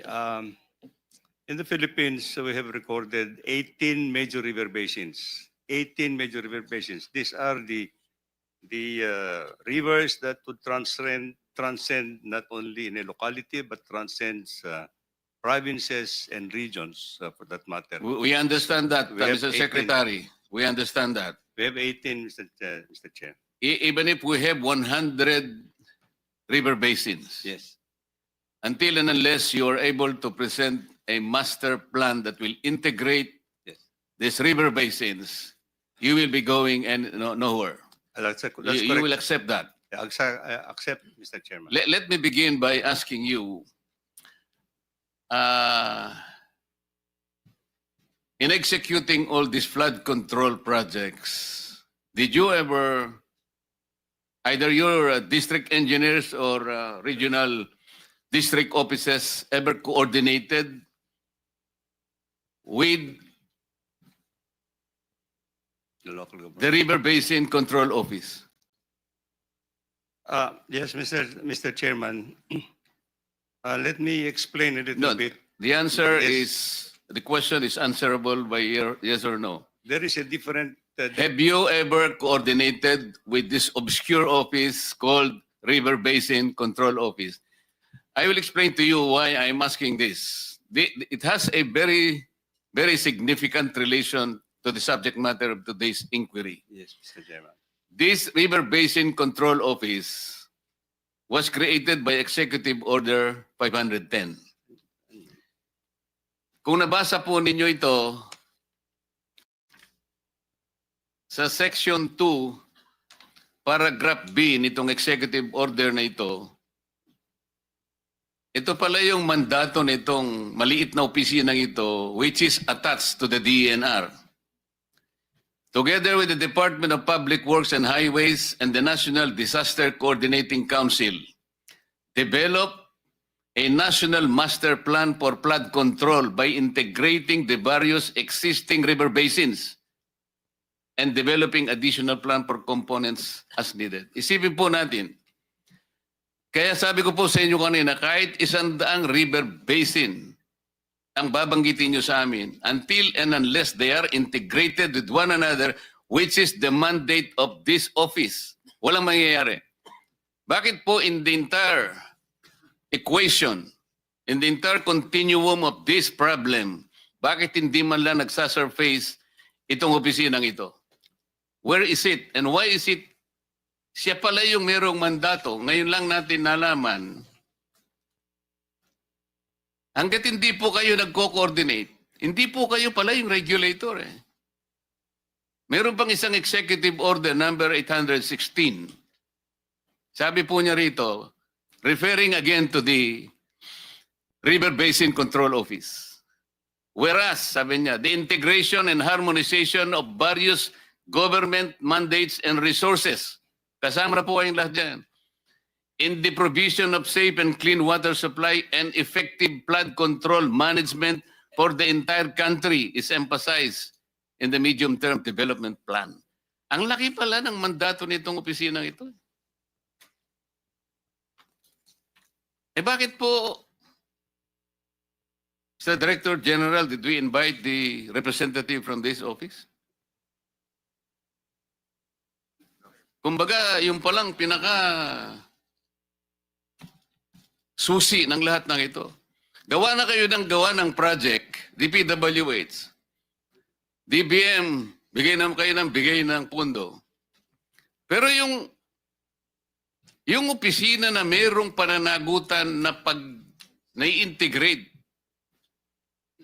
i-connecta lahat ng inyong ginagawang flood control. Natutulog pala, hindi pala nyo kinukonsultan, hindi pala kayo magkakakilala. So talaga pong walang mangyayari sa lahat ng project. Dito po, matibay na po ang kawalan po ninyo ng coordination dito.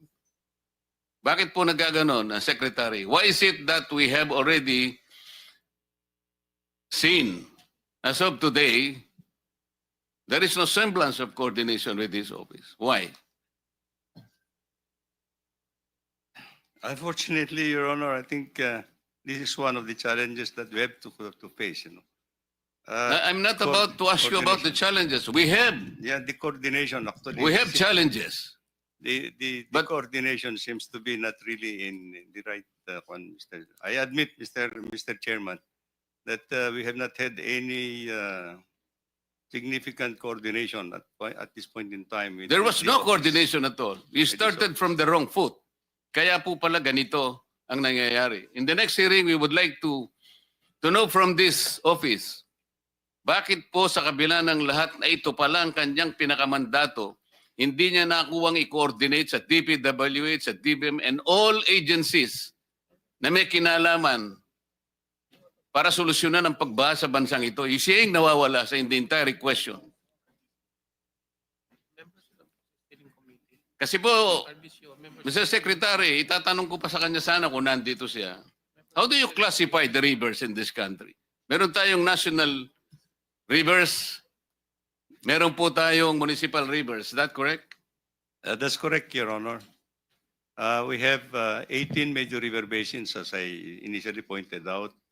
We have 403 principal rivers all over the country, and I think we have more than 4,000 small rivers, tributaries to the principal rivers. Not mentioning actually, of course, Mr. Chairman. Yes, Mr. Secretary, this is important because one by one, we will be able to look into the significance why we're supposed to see the difference between the national and the municipal rivers. Yes, Mr. Chairman. Yung mga national rivers po, ito yung jurisdiction ng national office. Yeah. Am I correct? Correct, Mr. Chairman. Yung municipal rivers, Ano po ang, di ba LGU ito? That's correct, Mr. Chairman. Ngayon, ito po yung pinanggagalingan ng katakot-takot na corruption. Eh. I will tell you, palagay ko alam mo na rin naman ito. Eh. Kung minsan po, at pangkaraniwan, hindi lang minsan, pangmaramihan na to, para sa ganon, makakuha sila ng project. Kasi wala namang project ang LGU. Eh. Wala siyang pondo eh. Ang gagamitin po nila na project, sasabihin niya, tributary to a national river. Kasi pag ginamit mo na tributary siya sa national river, kinukonekta mo siya doon eh. Makakakuha siya ng pondo eh. Tama po o hindi? Ako po, Mr. Chairman.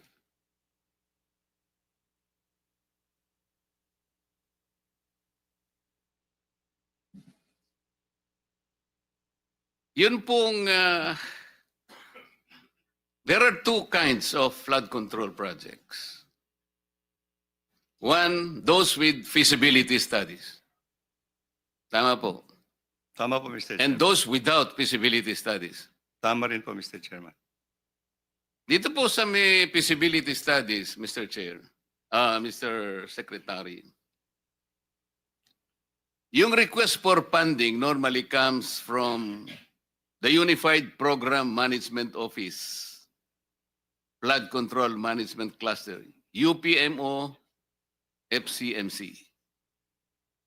That's correct? Correct, Mr. Chairman, yes. The amount of the project is more than the jurisdiction of regional directors. Hence, public bidding is in the central office. That's Yeah. correct. That's correct, Mr. Chairman.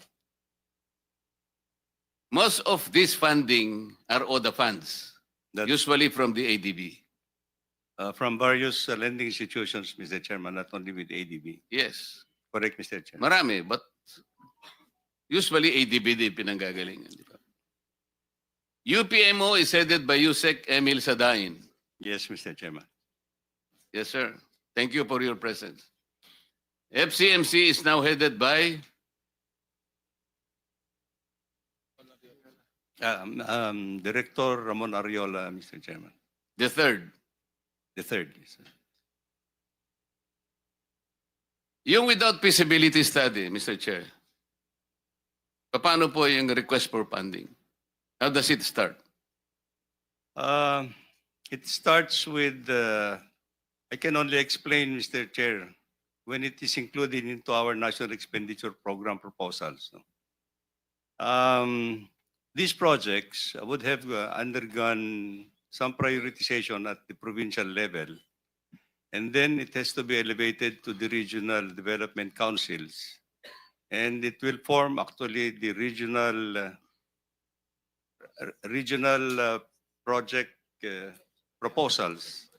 From the regional project proposals, they will call out the priorities that would be equivalent to the allocated allocation for each engineering district or legislative district, Mr. Chair. Yung source nito, Mr. Secretary, is the regular fund. Tama. Yes, Mr. Chair. As opposed to the projects with feasibility o the funds yun eh. All the funds, Mr. Chair. Ang basis ninyo sa request for funding is Department Order number what? Department Order number 23, series of 2015. Am I correct? You're correct, Mr. Chair.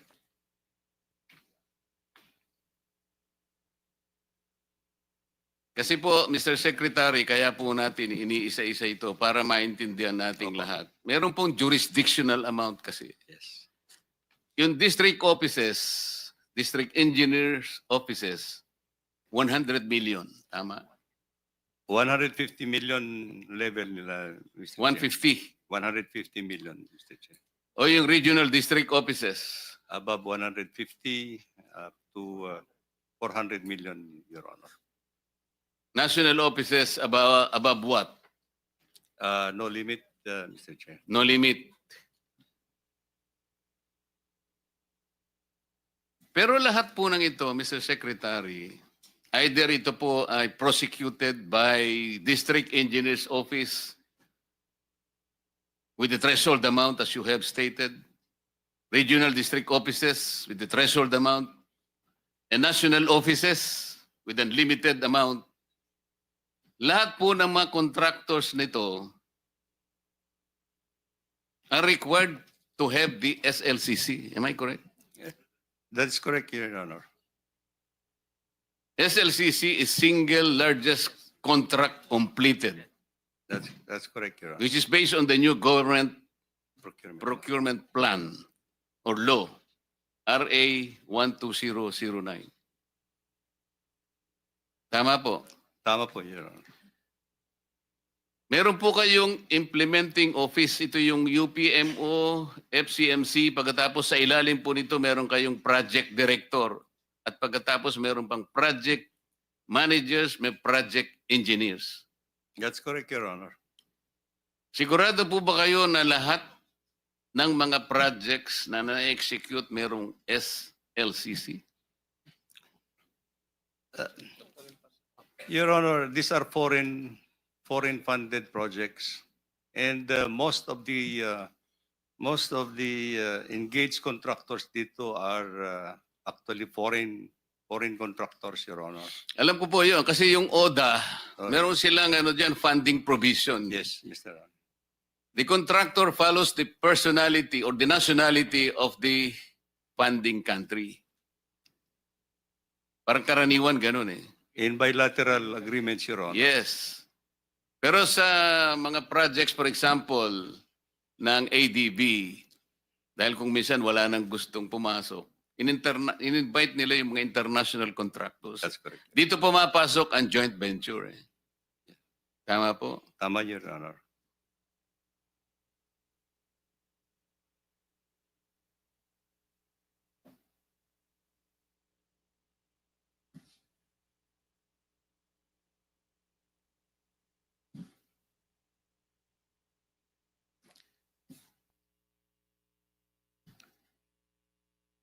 Paano po natin namomonitor yung mga joint ventures na kasi para magkaroon lang siya ng SLCC, kung makikipag-joint venture siya sa isang, let's say, Chinese contractor. Pero hindi yung Chinese ang gagawa. Ang gagawa yung local. Nangyayari po ba ito? Your Honor, especially itong mga foreign assisted projects, ODA projects, they go through a very stringent process of selection po yung mga contractors po nito.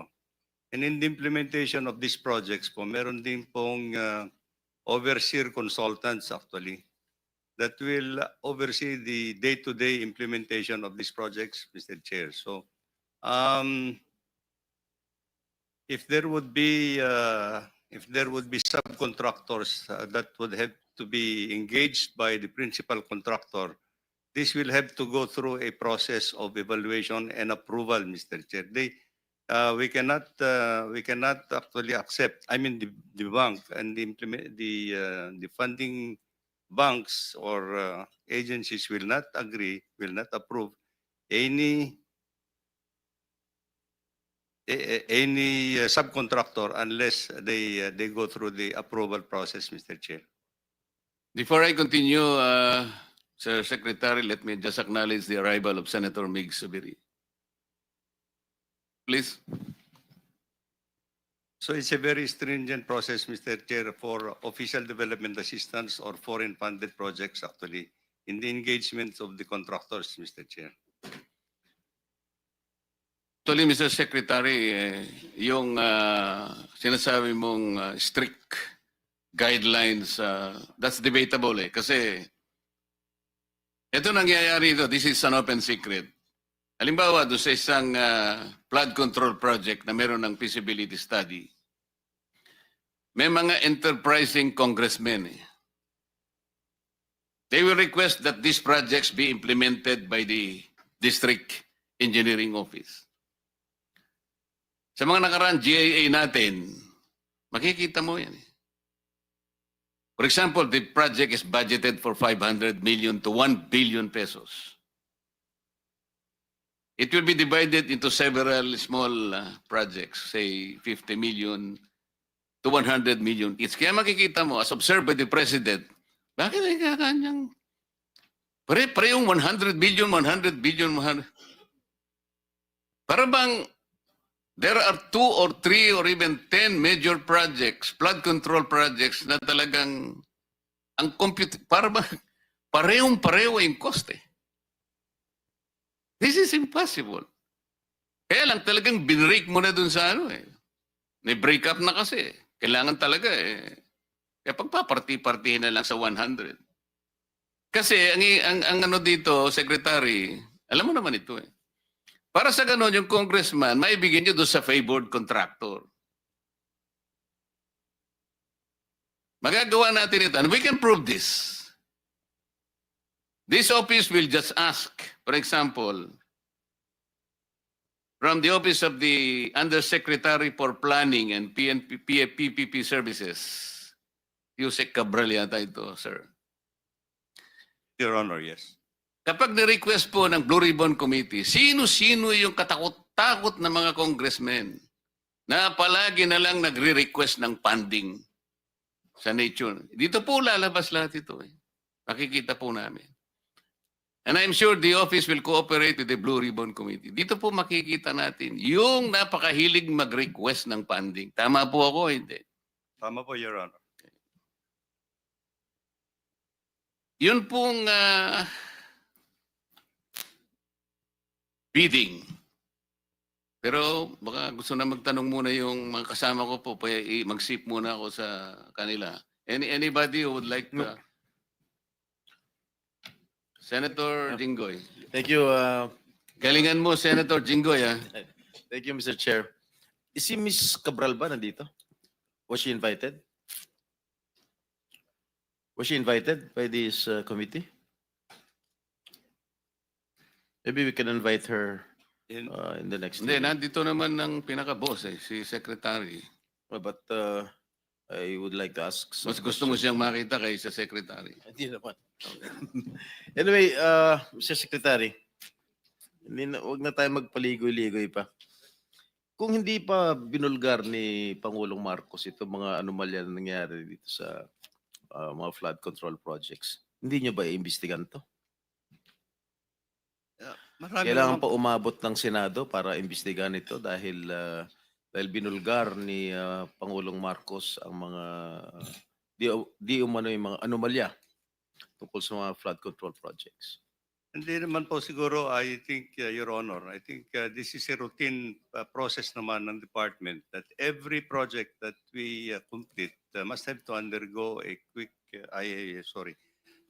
has to undergo a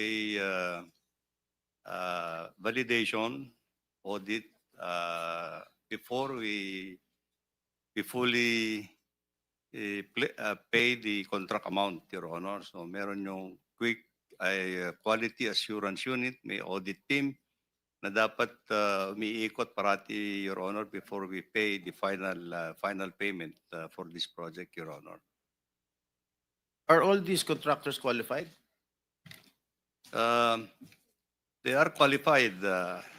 They're qualified, Your Honor, and on the basis of the documents that they submit for the bidding purposes, Your Honor. Sa mga binanggit ni Pangulong Marcos ng mga contractors during his SONA, bakit sa 10 lang, bakit halos lahat ng mga contractors to ay kinorner lahat yung mga flood control projects? Why is that so? Well, as far as I can recall, actually, yung sabi naman na ating presidente, 20% of the total amount of that has been allocated over the years were actually napupunta doon po sa 15 contractors po. So, marami pa naman po yung other contractors that have participated in the implementation of the flood control projects, but it's a little outstanding, as sabi ng ating presidente, that 20% of the total budgets that have been allocated for flood control napunta po doon sa 15. In numbers po yun, I think that is in numbers, Your Honor. Yes, so sabi ni Pangulong Marcos, 15 contractors cornered 20% of the total budget, or roughly 100 billion pesos. Yes, Your Honor. And the remaining 436 billion was split among 2,394 contractors. At hindi ko nababasahin yung mga pangalan ng mga kumpanya ng yung construction company dahil nabanggit na ni Pangulong Marcos yan. Anyway, ilan ang ghost projects ninyo dyan? This is on the process of validation, Your Honor. This is in But the you still process. believe that there are ghost projects there? Or I there think so, were Your ghost Honor. projects? In all candidness, Your Honor, I think so. You think so? Yes. Saan yan? Well, as I said, as I mentioned in my statement, there are district offices that we are trying to continue the validation of some of the projects, Your Honor. Let me just point out, Your Honor, that many of these projects also, many of the other projects that I have mentioned, some of these projects were also implemented in 2021, in 2021, 2022. Sige. Kailan niyo pa nalaman na may mga ghost projects? Since you assumed office, Mr. Secretary? Or just lately? Just lately, Your Honor, and So unfortunately. ibig sabihin, when unfortunately- did you assume as secretary when President Marcos appointed you in Yes, Your Honor. 2022? Yes, All Your right. Honor. So you believe in 2022, 2023, 2024, walang ghost project? Well, Your Honor, at the central office, we are relying actually on our project monitoring information that comes to us actually, unless it's going to be validated actually in field. So you said siguro merong mga ghost projects. Who informed you na merong mga ghost projects? Well, there are already informations that are coming up. Yes. Your Who in particular informed you that there were or there are? There are Ghost people in the projects. department actually that are. And how do they know that na merong mga ghost projects? Well, there are people actually who can actually certify, Your Honor, and these are the projects that we are now intensively validating actually. Okay, Your Honor. my office received reports that there are ghost projects in the municipalities of Kalumpit, Malolos, and Hagonoy in the province of Bulacan. Can you confirm this? Yes, Your Honor. That's true. Well, this is information that we have received, Your Honor. And the contractor allegedly Wawaw Builders, correct? That's correct, Your Honor. And SYMS Construction. Am I correct? I don't recall that name, Your Honor. But Who is the owner of Wawaw Builders? Is he here? Is he present here?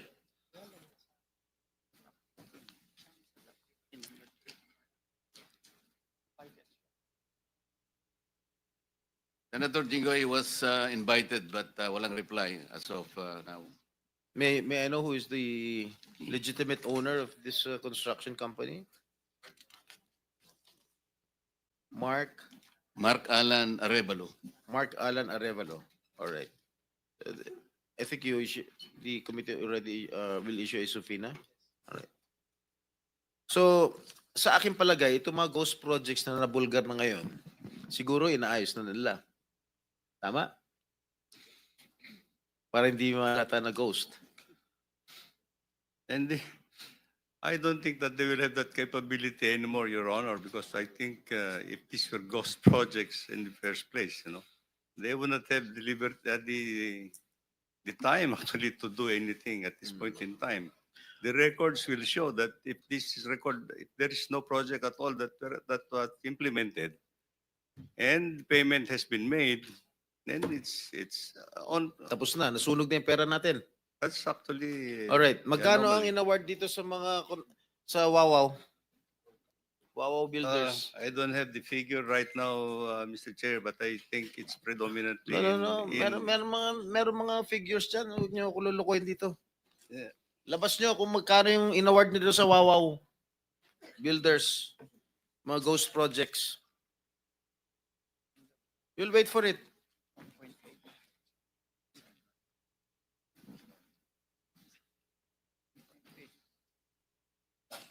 Nakadiri kayo. Mr. Chair, well, I've just been given the tabulation. Wawaw Builders,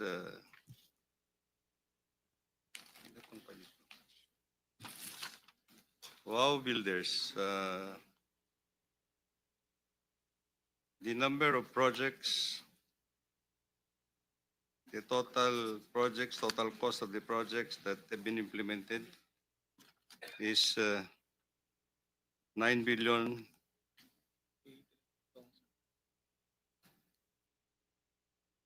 9 million or 9 billion? 9 billion all over the country, Mr. Chair. But let me just point out, in Bulacan alone, Wawaw Builders had 85 projects amounting to 5,971,811,000. In Bulacan alone. What about the three municipalities that I mentioned?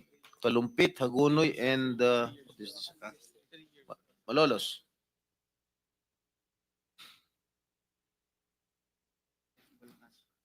This is for Bulacan First Engineering District Office, Your Honor. Ito bang, I'm not familiar, no? Ito bang Kalumpit, Malolos, Hagonoy falls under the first Yes, Your Honor. Bulacan district? Ah? Yes. Alright. Yes, Your Honor. So magkano?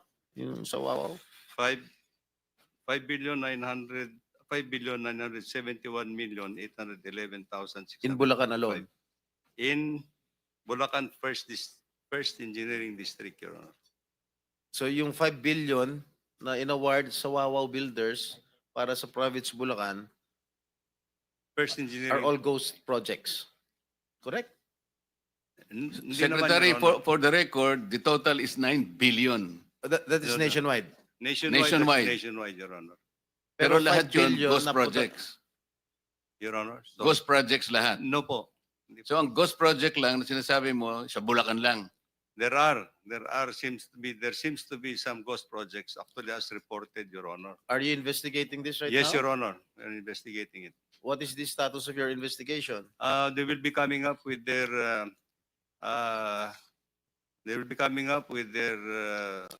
financial and physical report in 1 week's time, Your Honor, to my office. Mr. Chairman, with the permission of Senator Jingo Estrada, Yes. it's connected to his question. Yes, Senator Soto, please. You are an executive How did Wawaw ex officio Builders, official, right? how did Wawaw Builders get that 5.9 billion in those three municipalities in Bulacan? How did they get that? Who inserted that into the budget of DPWH? Let me just clarify a little bit, Mr. Chairman. The amount that I have mentioned is actually for 4 years, up to fiscal year 2025. It started in 2022, 2023, 2024, and 2025, Your Honor. Let's clear that, Mr. Secretary. The 9-point-something billion is for 4 years? 5.9 for Wawaw, Your Honor. No, the total for 4 years is 9-something billion. Yes, Your Honor. And the 5-something billion ghost project is in Bulacan Yes. alone. Not totally ghost project, Your Honor. I'm not saying it's not totally ghost project, but the total amount of project that 85 projects that he has implemented during the 4-year period amounts to 5,971,000,000, Your Honor. So, Senator Jingo, you're finished already? Tito pa. Are you going to interject, Bam? You want to interject? Okay. Tapos ka na, Senator Tito? No, I did not get an answer, Mr. President, Mr. Chairman. 2025 na lang. 2025, how much, Wawaw Builders? Para mas madali nyo ma-identify. 2025, Your Honor, he has 5 projects in that engineering district amounting to 435,710,913 pesos. Your So Honor. 400 plus million for that particular area For na 5 projects, Your being Honor. suspected as ghost project. Well, some of them, Your Honor. Some of them, okay. How did they get that through bidding. They participated in the bidding, Your Honor. Oh, how did that budget get into your budget, the DPWH? Was there a senator or a congressman who inserted that for that particular area? Well, we'll just have to find out, Your Honor, because there are many sources in 2025. Let me just point out that some of the projects were included in the National Expenditure Program that has been submitted to Congress. And of course, there are projects that were actually added on in the General Appropriations Act. So we Well, just have anyway, to thank you, reclassify, Your Honor. Mr. Chairman, thank you. I did not get the answer. Senator Estrada, Chair- thank you very much. With the permission of Senator Estrada, related kasi ito sa question niya. Mr. Chair, kung ganun na inamin ng DPWH na mayroong ghost projects dyan sa flood control, pwede malaman from COA paano ito nakalusot? Anong papel ng COA dito sa ghost projects na ito? Bakit hindi ito nyo nakita? Pwede malaman, Mr. Chair? Good morning po, Thank you. Mr. Chair and Your Honor. Based po sa aming mga reports na nakuha po from our regional and district engineering offices, ongoing pa lang po yung kanilang pag-collate ng mga observations, sir. Actually, sir, may mga observations naman po pero hindi ko po mako-conclude na pertaining po ito doon sa mga ghost projects. Marami naman po kasing observation ng mga auditors natin, sir, kasi marami din pong types of audit ang kinakandak ng mga auditors natin regularly, sir. May compliance. Yes, I mean for this particular projects na kinlaim, inamin ng DPWH na talagang ghost projects ito. Yes, Pwede sir. nyo tutukan ito and can we have results Yes, in the sir. next hearing na Yes, sir. ikakandak natin? Opo, sir. Actually, sir, meron na po tayong office order from our chairman, particularly para sa fraud audit po ng Bulacan, sir. Thank you for that. Thank you. Thank you. Mr. Chair, Mr. I hope Chairman. next hearing. Ha? Yes, sir. Thank you. Opo. Thank you, Mr. Chairman. Mr. Chairman, related to kay Senator Jingo in order of arrival. Just Alright, one alright. question, Mr. Chairman. All right. I'll Is it give okay, it. Mr. Chairman. Isang tanong lang. Parang tinitipid mo ata ako, Mr. Chair. Dalawa. Sige. Kasi nabanggit nga dito kanina na may mga ghost projects, na may mga projects na nabigay sa mga kontrakto na kaduda-duda for the longest time. Ang tanong ko sa DPWH, kasi sa ngayon, nag-research kami, sa 103 na blacklisted na mga contractors, isa lang dito ang na-blacklist ng DPWH sa flood control. Isa lang. Bakit isa lang? Eh kung inaamin naman ng DPWH, at pinag-usapan natin dito for the longest time, marami mga anomalya, katiwalian sa flood control at mga contractor na gumagawa ng gross projects, bakit isa lang ang na-flag down o na-blacklist? Well, Your Honor, I think unfortunately these are now being validated in the field. You know, these are now being validated in the field. So, pagka wala naman pong derogatory information that will come out in the bidding process for these contractors, they could be allowed actually to participate. Wala naman po kaming basis actually for... Okay, magbibigay ako ng reason kung bakit isa lang na blacklist sa dinami-dami mga kalokohan. Kasi karamihan sa mga empleyado sa DPWH ay mga contractor mismo. So sila ang gumagawa ng mga proyekto ng mga ghost projects. So hindi nila iba-blacklist sarili nila. Thank you, Your Honor. Mr. Chairman. Thank you. Mr. Chair. Mr. Secretary. Doon sa 5-point-something billion, most of these are ghost projects, as you have admitted already. Oh, I cannot say that most of it at this point in time, Your Honor. But I think in this 5.9 billion pesos that is na nandyan sa Wawaw Builders, there could be some. Kasi sa Bulacan muna yung pinag-uusapan natin. Yes, Your Honor. So some of these projects are ghost projects. Could be, Your Honor. So that's convenient already. Some of these projects in Bulacan are ghost projects. Mr. Chairman. What happens with the performance bond? What do you do with the performance bond? Each project has a performance bond. Tama Yeah. po? Yes, Your Honor. Aren't you supposed to confiscate the performance bond? Well, if the project has lapsed actually for its warranty, Your Honor.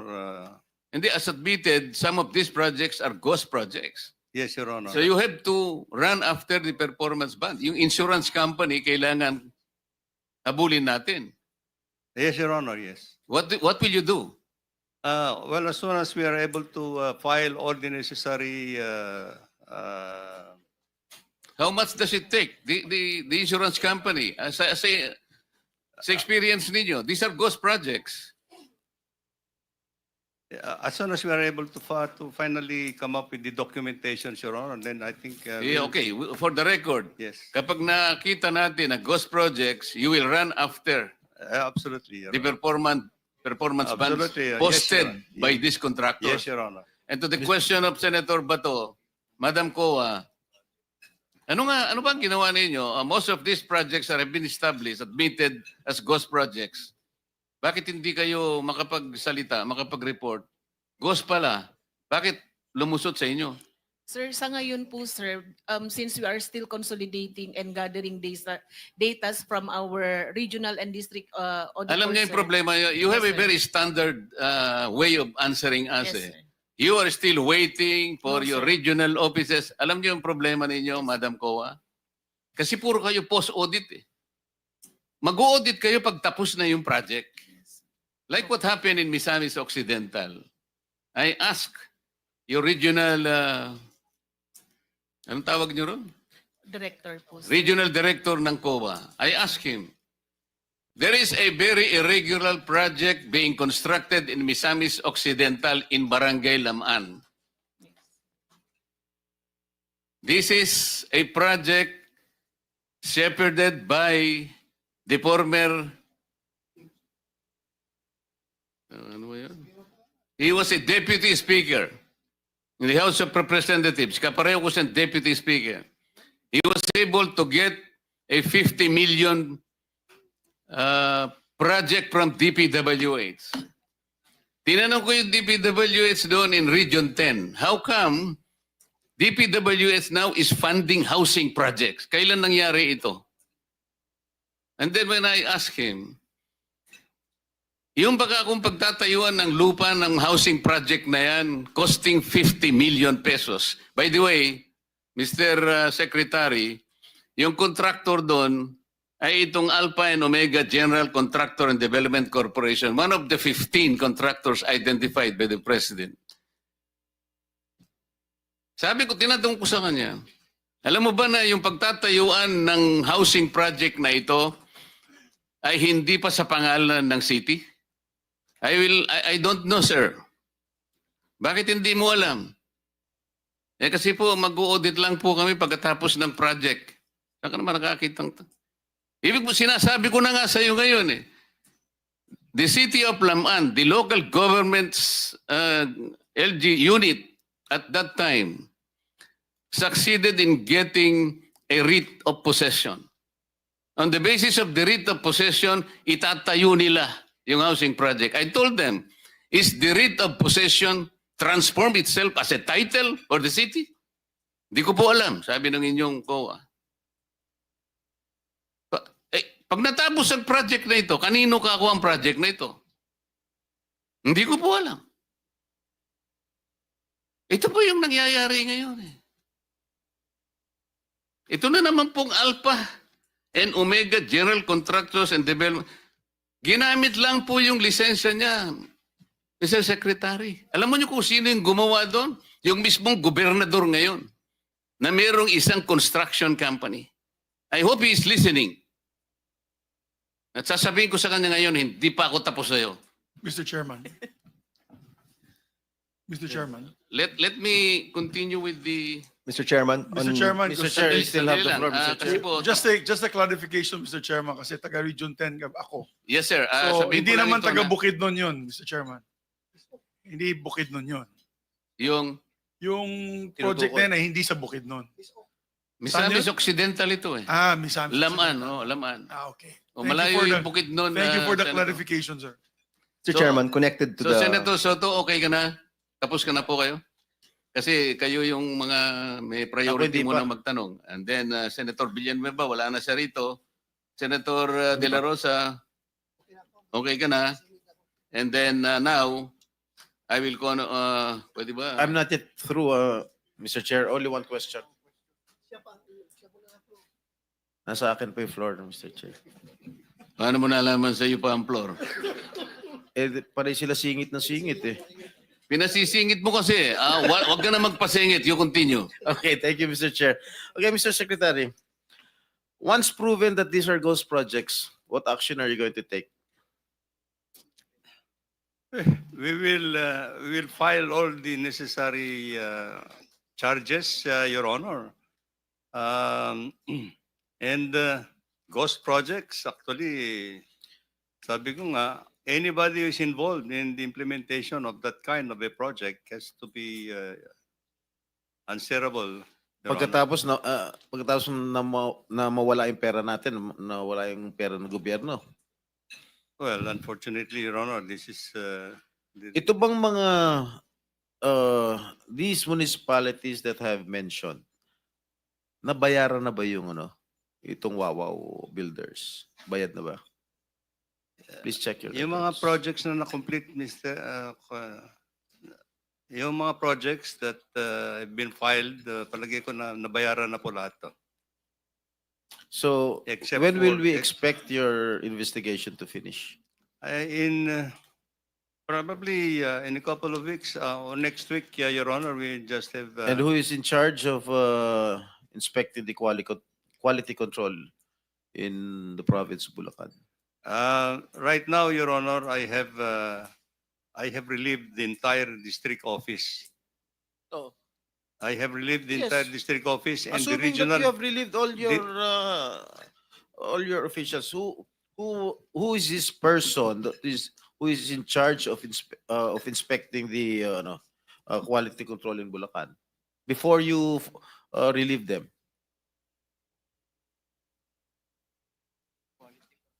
In the district office, Your Honor. In charge nga doon sa quality control ng Bulacan. I don't know.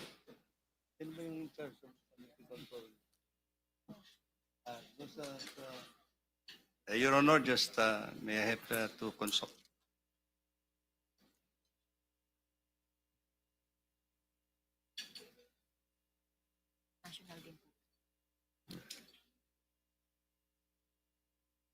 Ano first name nito?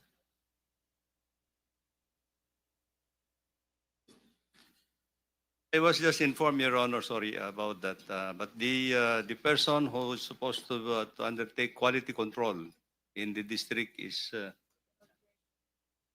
Norberto Santos, Your Honor. Okay, Mr. Chair, would like to, I move that we invite this person in our next Noted. meeting. Okay. I'm done, Mr. Chair. Let me make another clarification. Kanina po sinabi namin yung total flood control budget ay 849. Yun pong 849 billion was only for 2022 to 2024. Ang total po from 2022 to 2025 is actually 1 trillion 200 billion 308 million 300,000 or 1.2 trillion pesos. For the record po. Let me now shift to Senator Tulfo for a very, very few questions. Thank you, Mr. Chair. Mr. Chair, may we invite the COA district head in First District in Bulacan and the Bulacan DPWH First District Alcantara to be present next hearing, Mr. Chair.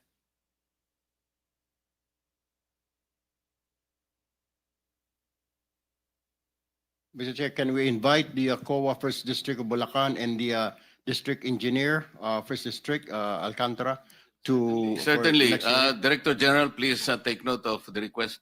All right.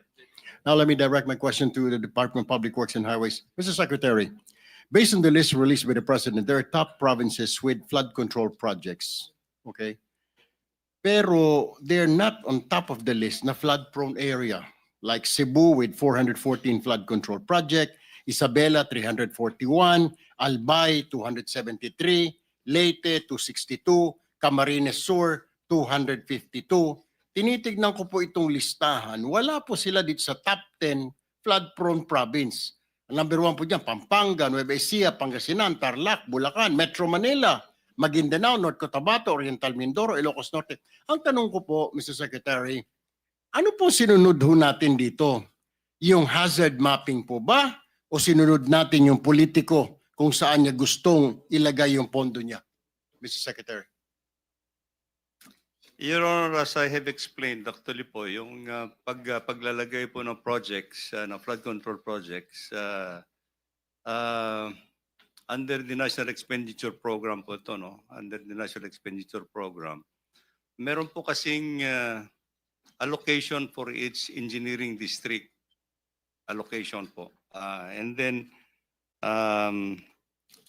if you say there is a 1 billion allocation for a engineering district, ang policy po namin dito is 70% of that should go to the core program of the department, which is National Road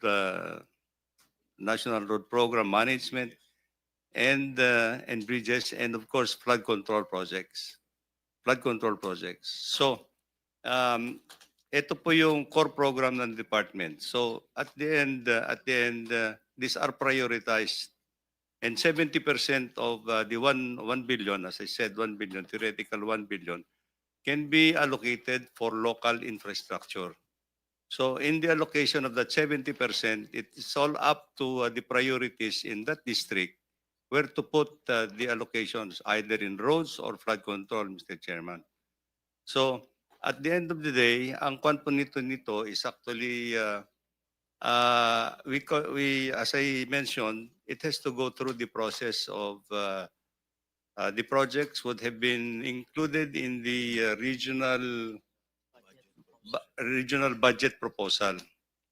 Kaya nga, Mr. Chair, bakit po napakalaki naman ng pinondo po dito sa mga probinsya na ito, when in fact, wala ho siya sa top 10 list ng flood control. Billions po yung pinondo. Ano po ang basis, legal basis po, na pondohan itong 5 probinsya na ito na hindi naman po flood prone sila, Mr. Secretary?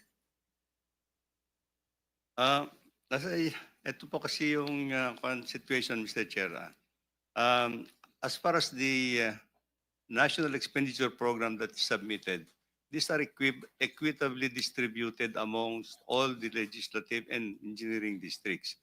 However, Mr. Chair, I think we know that actually after the General Appropriations Act, marami po yung mga projects that are included.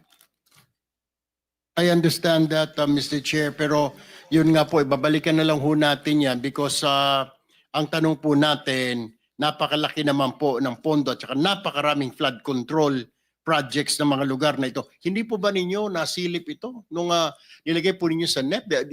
Did you check man lang or ask as you're planning or whoever is in charge na kailangan natin lagyan dito ng flood control, Cebu, blah, blah, blah.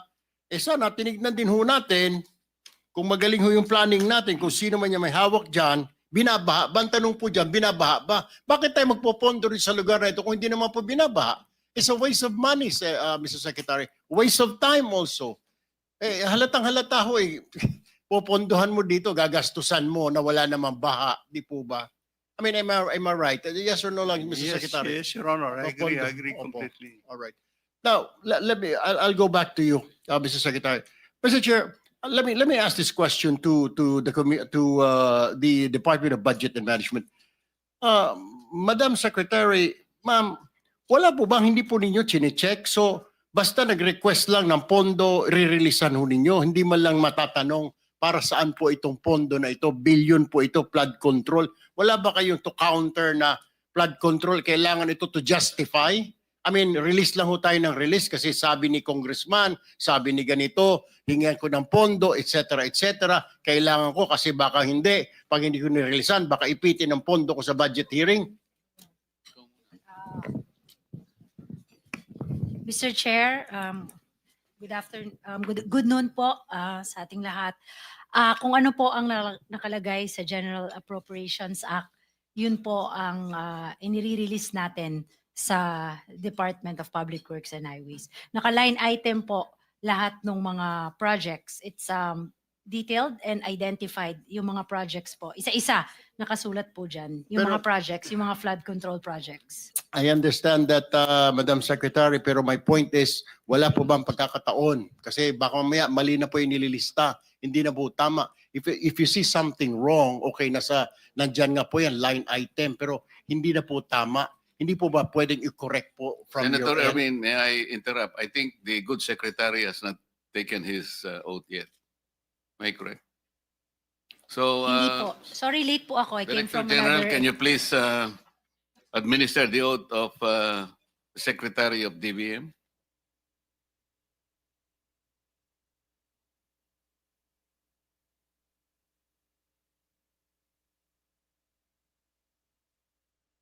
Truth and nothing but the truth in this proceeding. Proceed, Senator Erwin. Yeah, my question here is, Mr. Chair, para kay Madam Secretary, is like, tama ho, I mean, nasa line item, etc. Kailangan ninyong pondohan yan, pero hindi po ba medyo questionin man lang na nakakaduda na po dahil, teka muna, masyadong malaki ito, bobondohan natin ito na wala namang baha dito or at least kahit na to check lang po, counter check na baka Wala po kaming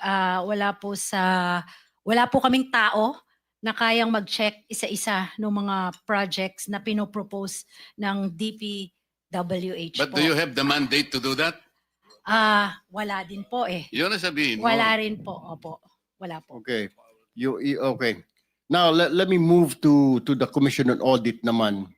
Ito pong yung can you identify contractors isa commissioner with repeat adverse audit finding who still continue to receive new projects? Meron po ba kayo listahan na itong contractor ito blacklisted, itong contractor na ito substandard? Meron kayo? Wala. Sir, meron po kaming ongoing list, sir. Pero as to yung mga blacklisted contractors po, manggagaling po kay DP. Pero meron na din po kaming parang database, sir, na ginagawa po ngayon. And yung data po ngayon ay nasa 2022 to 2024 na po, sir. All right. Balikan ko po si Secretary Bonoan.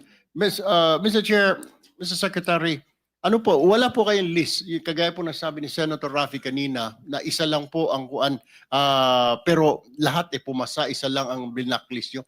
Of this 15, lahat po ito good performance so ito since 2022. Lahat po nagawa nila, na kumpleto nila yung project. As far as our monitoring records are concerned, Mr. Chair, this is completed naman yung sa records namin, no? Completed. As far as the central office records are concerned, actually, I'm not saying that in the field this could be a different story, but actually in our monitoring records in the department, they are completed because completed po lahat yung records, completed po. Completed, pero what I'm saying is like hindi nyo sigurado sa inyo sa main office, lalo na yung office mo, kung yung proyekto kagaya na pinakita ni Chair Marcoleta kanina, yung wasak o durog na tulay or whatever it is, yung embankment, hindi ho ninyo mamonitor yan kasi Hindi. Because we... So pwede kayong dayain ng mga tao ninyo sa region, sa district, pwedeng magsinungaling at sasabihin, Secretary, tapos na po ito. So wala kayong way to find out na yung project na yon completed at hindi substandard? Wala pong ganon? Well, we rely actually on the data that is fed to us, actually, the central office, Your Honor, at that point in time. No? But, This data, Mr. Secretary, you're just relying sa mga tao ninyo sa field. sa district engineer, Yes, Your sa Honor. regional director. Yes, Tama Your- po? Tama po. So, ang ibig niyo pong sabihin, yung dadaan ng tulay, kung pupunta ako sa probinsya ngayon, hindi ko sigurado kung safe po ba yun, talagang matibay ba yun because you're just relying. Paano kung substandard po yung tulay? Kagaya po ng nangyari sa Kabagan, Isabela. Paano po yun? How? How will you know? How will I know? Na driver mo, kasama ko, pamilya ko, mag-out of town kami, long weekend pa naman next week, this Thursday. Paano pala, kung substandard pala ho yung tulay na yun? Let's not talk about flood control muna. Let's talk about these projects. Kung hindi po ninyo na-monitor, at yung umaasa lang kayo sa mga tao ninyo, how are we going, ika nga, masasabi natin, safe yung kalsada na yan, safe yung tulay na yan. Kung umaasa lang po kayo sa report ng district engineer, project engineer, regional director, may kutsabahan ho yan eh. Let's face it, alam niyo naman ho, may kutsabahan. Tama po ba? With your RD, DE, project engineer, at saka contractor, may kutsabahan na yan, Mr. Secretary. Your Honor, I think your premise is correct. That I think at the central office, even me, I would just have to rely on the authenticity of the reports that come to me actually from the field offices, all over the country. Okay. So until such time that there's a report, there is a report that will come to me that hindi tama, then that's the time that I have to have an action on it, Your Honor. My last question, Mr. Secretary, to give way to to our colleagues here. Mr. Secretary, alam niyo, namomonitor niyo ho ba na karamihan sa mga RD ninyo at district engineer ay mga kontratista din? May mga construction company? That they have construction firms? Hindi po. This is one thing that I want to unearth actually in this process, Your Honor. Hindi niyo na rin ba narinig yung in-house construction, Mr. Secretary? Kami na lang gagawa, kagaya po na nangyari sa akin. Kami nang gagawa, ako nang gagawa dahil ako district engineer kasi may construction company. Hindi niyo rin po naririnig yung in-house construction na yan? You are asking whether Yes. there are district engineers who are contractors? Yes. Will you not also ask how many congressmen are contractors? Mamaya pa yan sa second round, Mr. Chair. Dito muna sa second round yung tatanungin ko. Yes. Go ahead, Mr. Secretary. Well, I cannot ascertain anything, but I think honestly I have heard of this. Ang huli nila, I'm sorry, Mr. Chair, I lied to you. Na meron po ba kayong mga lifestyle check? Kahit in your lang sa office ninyo na baka yung mga undersecretary natin, 5 yung bahay dyan sa Corinthians, yung ilang USEC natin, may mga eroplano, may mga yate. May ganun ho ba? Wala rin. Your Honor. Wala rin. Okay. Kasi sir, sabi for now, kay kami nag-uusap-usap dito, sa DPWH mo raw makikita ang pinakamayaman na opisyal sa ating bayan. The Department of Public Works. Dati po Bureau of Customs, ngayon Department of Public Works and Highways na. Dahil billion po pinag-uusapan. But anyway, thank you po, Mr. Chair. I yield the floor. Second round na lang po ulit. Sandali lang po ito, bago ko makalimutan. Madam Secretary of the DBM, will you be able to submit to this committee the flood control projects budget from the unprogrammed funds and BICAM insertions starting from 2023, 2024, and 2025. Yun lamang unprogrammed and BICAM insertions, flood control projects. Kasi po, kaya gusto naming emphasize ito, mas malaki po yung kinikita ng politiko dito sa unprogrammed and insertions. Bigyan ko na po kayo ng example. Yung politiko, sabi po sa report, initial report, pagka ganito yung tipo ng project, 30% siya. Yung bidding back and losing bidders, inaayos po yan That's 5%. Project implementation, andyan na yung DE, at saka yung kakunsaba, quality control, 5%. And then, no, DE and others 5%, quality control 2%, meron pang COA 1%. Madam COA, oh, this is an open secret. Regional directors and USEC through the DE 4%, contractors tax 7%, contractors profit 15%, tsaka yung royalty. Ito po yung panghiram-hiram ng mga lisensya. 5%. Alam mo ang total, Madam Secretary? 74%.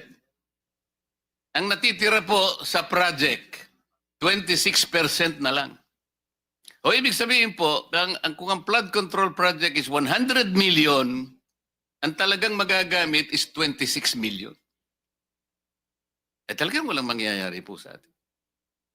Kaya ko lang po tinatanong, sana padala po ninyo 2023, 24, at saka 2025.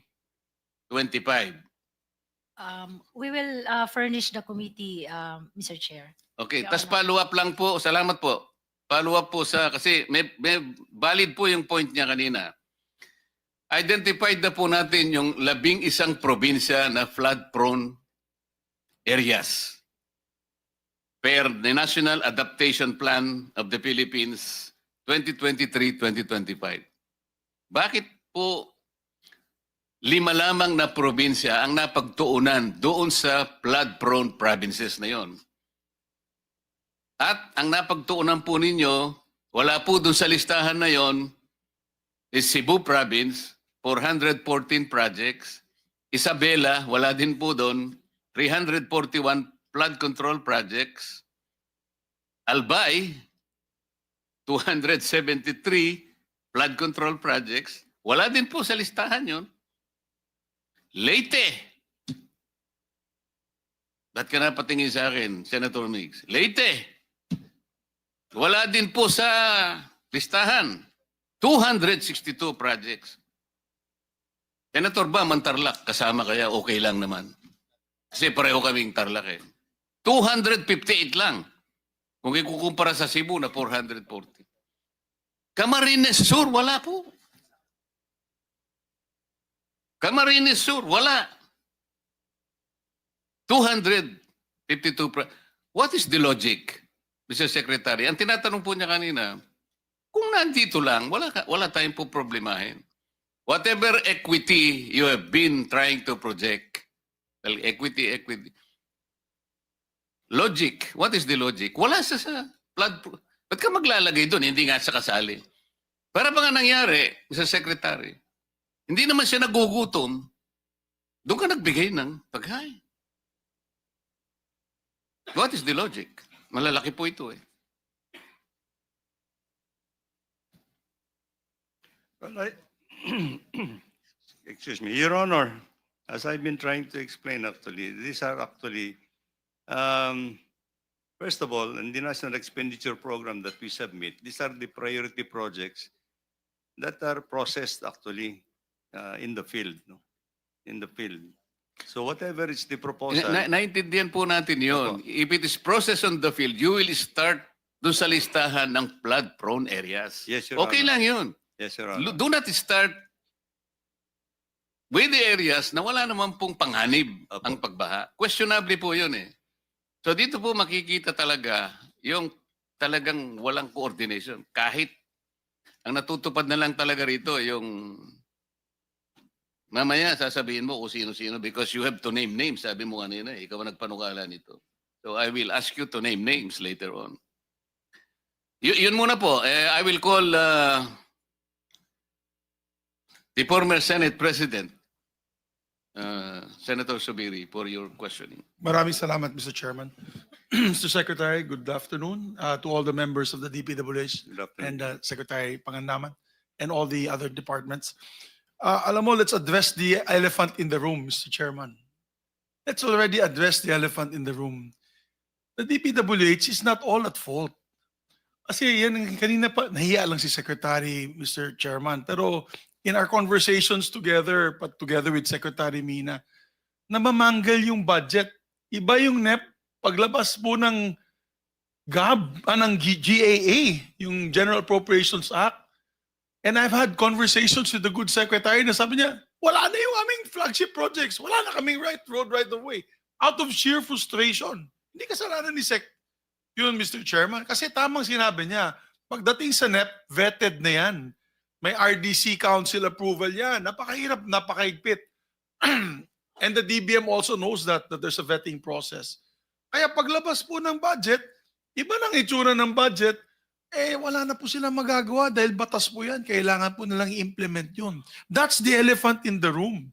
Kaya tama si Toby Chanco sa Kongreso kahapon. Ibigay yung mga amendments from the NEP and after the BICAM. Kasi napakasimple lang po yan eh. Ito po yung NEP, ito po yung amount. Yung marami dyan, walang kalokohan na projects, walang flood control, walang cat's eyes, walang pagbili ng solar lamps, paglagay po ng road barrier, rock netting, tsaka yung pintura sa kalsada. Paglabas ng budget, inamend yung budget nila, linagay na po lahat yun. We need to find out the proponents of that, and the president is in the right track.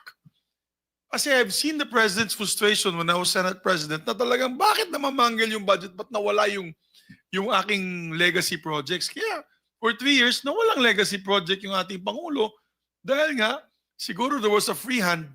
And we're all guilty, no? Both House and the Senate.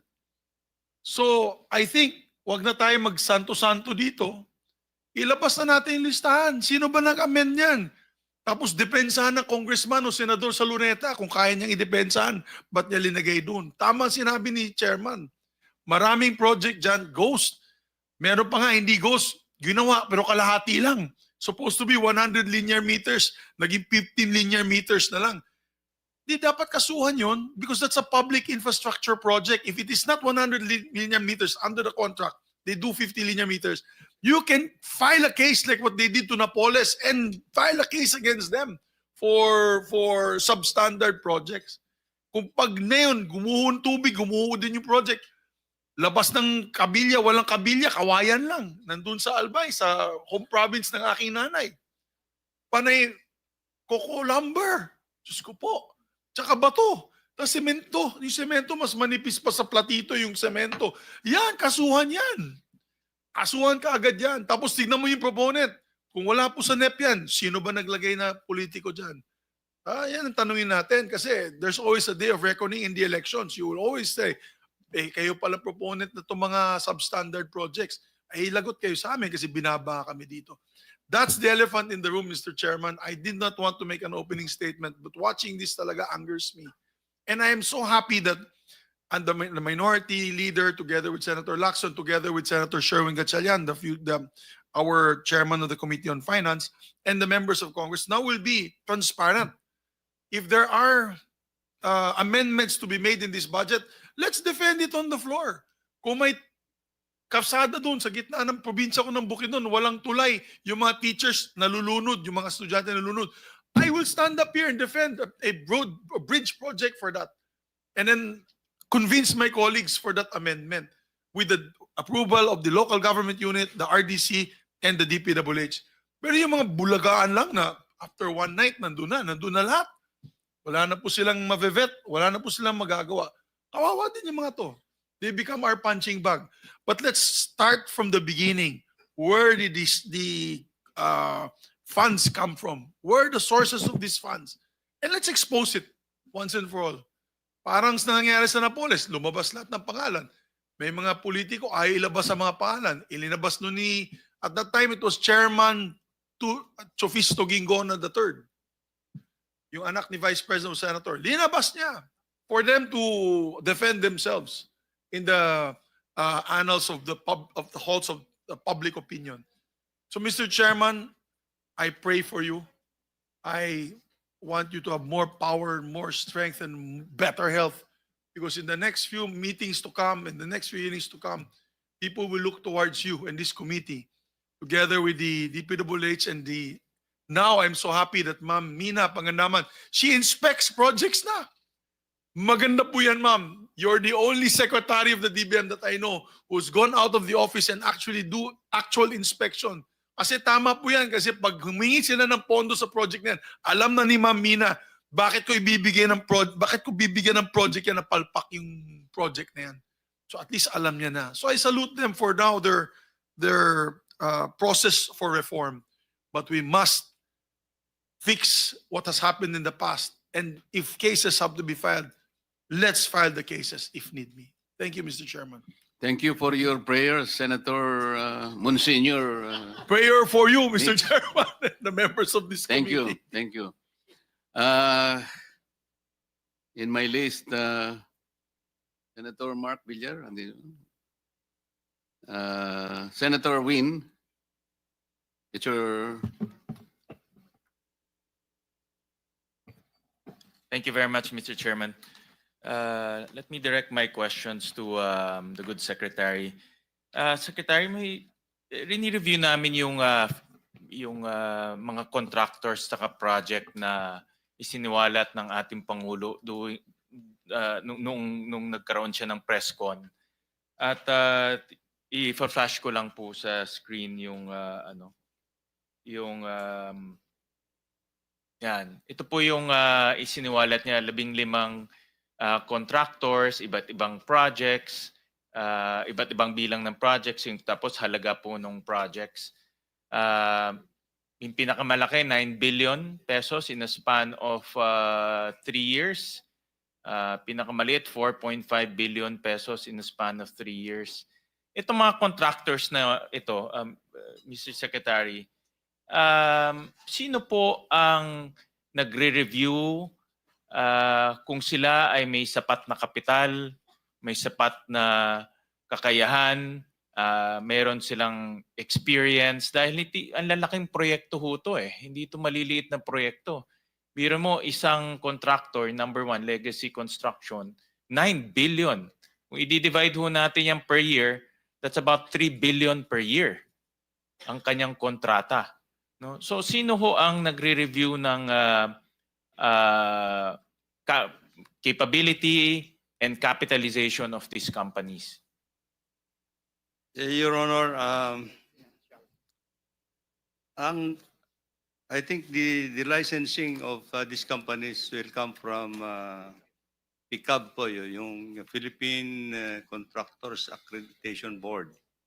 So they have to have a valid license. Correct. Then, okay. Then we look into their experience and technical capability.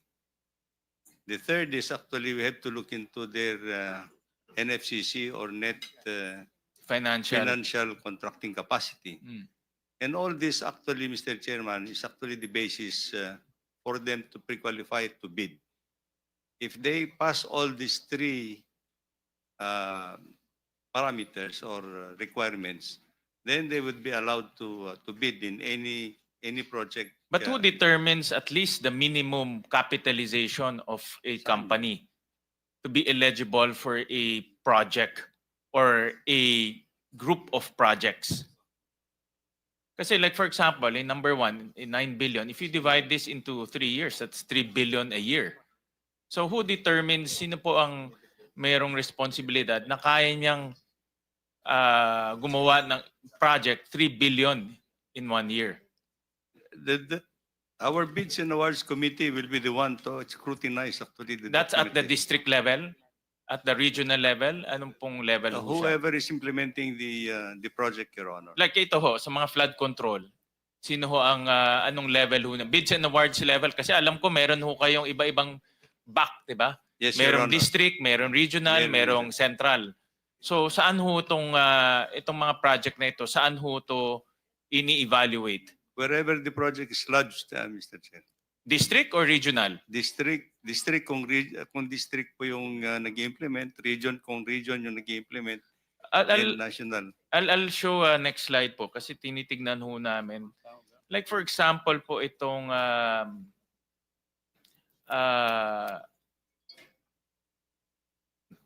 oops, nawala. Nakikita niyo ba ho? Yan.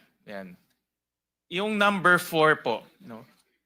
Which is QM Builders. Ang kanyang contract is 7.3 billion. Pero ang kanyang capitalization is 1.2 million. paano ho nangyari na nakakuha siya ng kontrata, 7.3 billion? Assuming divided natin per year yan, 1.5 billion a year. Ang kanyang capitalization is 1.2 million.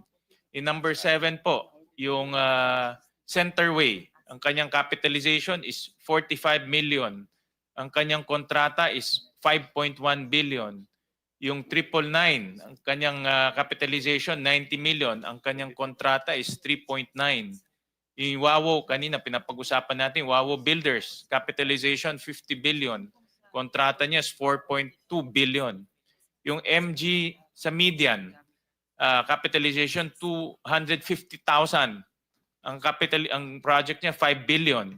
Although si MG sa Median, meron din ho siyang sole proprietorship na 1.3 billion. Dalawa yung kanyang kumpanya. Next slide, papakita ko ho sa inyo itong QM Builders. Tinignan ho namin yung kanyang financial statements. From start to end, no, from 800,000 all the way to 2,000. Ang kanyang, next slide. Yung kanyang financials, ito po. Yung kanyang kinikita, pakita natin. Yan. From 2015 to 2024, revenue is 0. Gross profit is 0. Net income, lugi ho lahat. So paano ho siya nakakuha ng 7.3 billion na never ho siya kumita ni isang sentimo at ang capitalization niya 1.2 million pesos or ang paid up. Ito, isa lang to. No? Mayroon pang mga iba ho dyan na tinitignan ho namin. So paano ho nagkaroon ng ganitong contractor na nakakuha ng napakalaking kontrata? Your Honor, as I am informed, actually yung capitalization is actually for the company. Yes, I know. Yeah, the company. But in the process of pre-qualification for Your Honor, yung net financial contracting capacity is based on a Current assets minus current liabilities Audited- times 10. audited Kung, by- kung negative yung kanyang yung capitalization niya, common sense man ho eh. Balik tayo. Balik din sa slide before. Kung ang capitalization niya hindi, yung kanina. Kung ang capitalization yan, titignan niyo ho, 1 million lang ho. Kahit i-minus niyo pa ho yung current liabilities niyo, hindi ho siya talaga aabot ng 7 billion. Ito official statement ho ito, nakuha ho namin sa SEC. So ang punto ko ho, meron ho talagang mga tao na linalaro po yung pre-qualification stage. Mr. Chair, with the Yeah, go ahead. permission of Senator Gatchalian, Mr. Chair, pwede malaman from Secretary Bunuan kung sino itong QM? Sinong tao ito sa likod ng QM? Sino may-ari nito? QM Builder. Kasi grabe naman, puro red yung pinresent ni Senator Gatchalian. Tapos paano nakakuha ng ganitong kalaking kontrata? Gusto ko lang malaman po for the benefit of our people na nanonood ngayon. Sino po yung QM? QM Builders, on my record, Your Honor, is actually managing officer here is Mr. Alan Kirante Kirante? in Cebu. Cebu? Yes. Andito ba? Andito ba? Mr. Chair? Ito. Can we invite him, Mr. Chair? Mr. Chair? Paupuin natin? Tanungin natin? Can the referred representative come over, please? So I think Senator Bato is willing to ask a few questions from your company.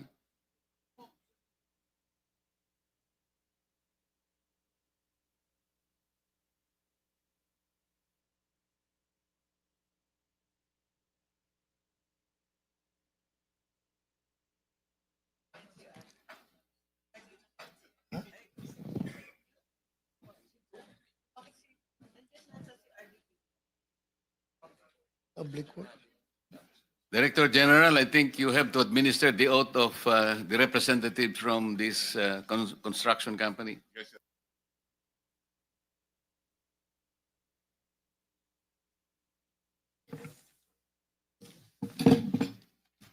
Tumayo ka, Mr. Kirante. Kirante.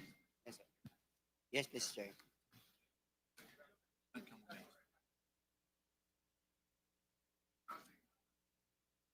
I will. Mr. Chair, with the permission of Senator Gatchalian again. Yes, go ahead. Yeah, Mr. Kirante, ikaw bang may-ari nitong QM Builders na kumpanya? Yes, Mr. Chair. Yung present ni Senator Gatchalian na puro pula, puro logi, can you comment on that? Nagtataka ko, Mr. Chair, kung saan magaling yung information kasi ang QM Builders, nag-upisa tayo sa 1992 as a dealer of hardware and construction materials. Tapos, nung 2003, nag-venture tayo sa construction business. To make it short, pinakita. Ano ko na lang. Totoo ba yung sinabi ni Senator Gatchalian? Hindi, totoo yan. So hindi totoo? Galing ho to sa SEC. Is easy yan, ang record. Hindi kasi yung totoo lang, sorry to make it short, yung QM Builders quadruple A at tayo eh. So anong corporation po ang gamit nyo? Kasi ito po, hindi naman namin to inimbento, kinuha namin sa Baka SEC. siguro yung ano yan. Sa Kasi GIS nyo ito eh. Mr. Chair, siguro yung nakuha niyo sa hardware namin, hindi sa construction. Kasi yung hardware namin, Mr. Chair, pareho yung pangalan. QM Builders yung isa, construction supply, at sa yung isa, QM Builders construction talaga. I-submit nyo na lang ho sa amin yung dalawang corporation ninyo. Yung sinasabi nyong construction company at ito yung, ewan ko kung ano ito, yung itong hardware ho ninyo. Submit nyo ho sa amin lahat ng dokumento ho ninyo. Yes, Mr. Chair.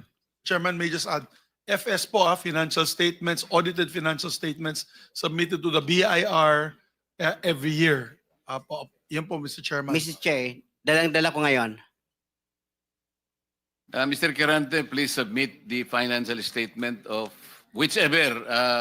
Ibig mo sabihin, dalawang QM Builders Inc. ang ginamit mo, dalawang pangalan, dalawang kumpanya. Ganun ba yun? Ang nakalagay first, yung QM Builders na nag-umpisa kami sa 1992, isang hardware yon. Tapos noong 2003, nag-venture kami ng another business, yung construction, QM Builders, construction na yon. Bali, isang pangalan, dalawang klase ng business. Yan, nung 2024, naging quadruple A tayo. Kaya, sa tingin ko, mali. Kasi yung NFCC namin, 40 billion ngayon. Kaya ngayong kuha naming project is only, wala nga 10% sa project namin nakuha per year. Pasabit na lang sa amin, Mr. Kirante, nung mga dokumento. Yes, Mr. Chair.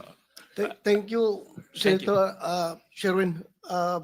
That is why, with your presence today, I hope yung mga umiiwas ngayon na mga contractors na hindi pupunta dito will be inspired, will be motivated by your presence na nasagot mo na yun pala sa isang kumpanya mo. So, sana magsisipot sila yung mga absent ngayon, next hearing. Di ba? Hindi kita dinidemonize dito, ha? I am actually giving you the chance to present your side. Kaya dapat ganun din ang tingin ng ibang mga contractors na pinapatawag natin. Yun lang, Mr. Chair. Thank you, Senator Gatchalian. Thank you, Senator Bato. And Mr. Kirante, kayo po ang presidente nitong korporasyon. Yes, Mr. Chair.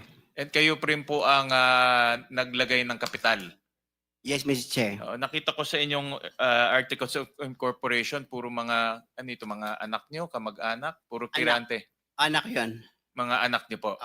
Kasi baka i-clarify ko yan, baka yung nakita mo dyan, yan, wala pang income yan kasi hindi pa transfer ng hindi pa incorporated yung QM, Mr. Chair.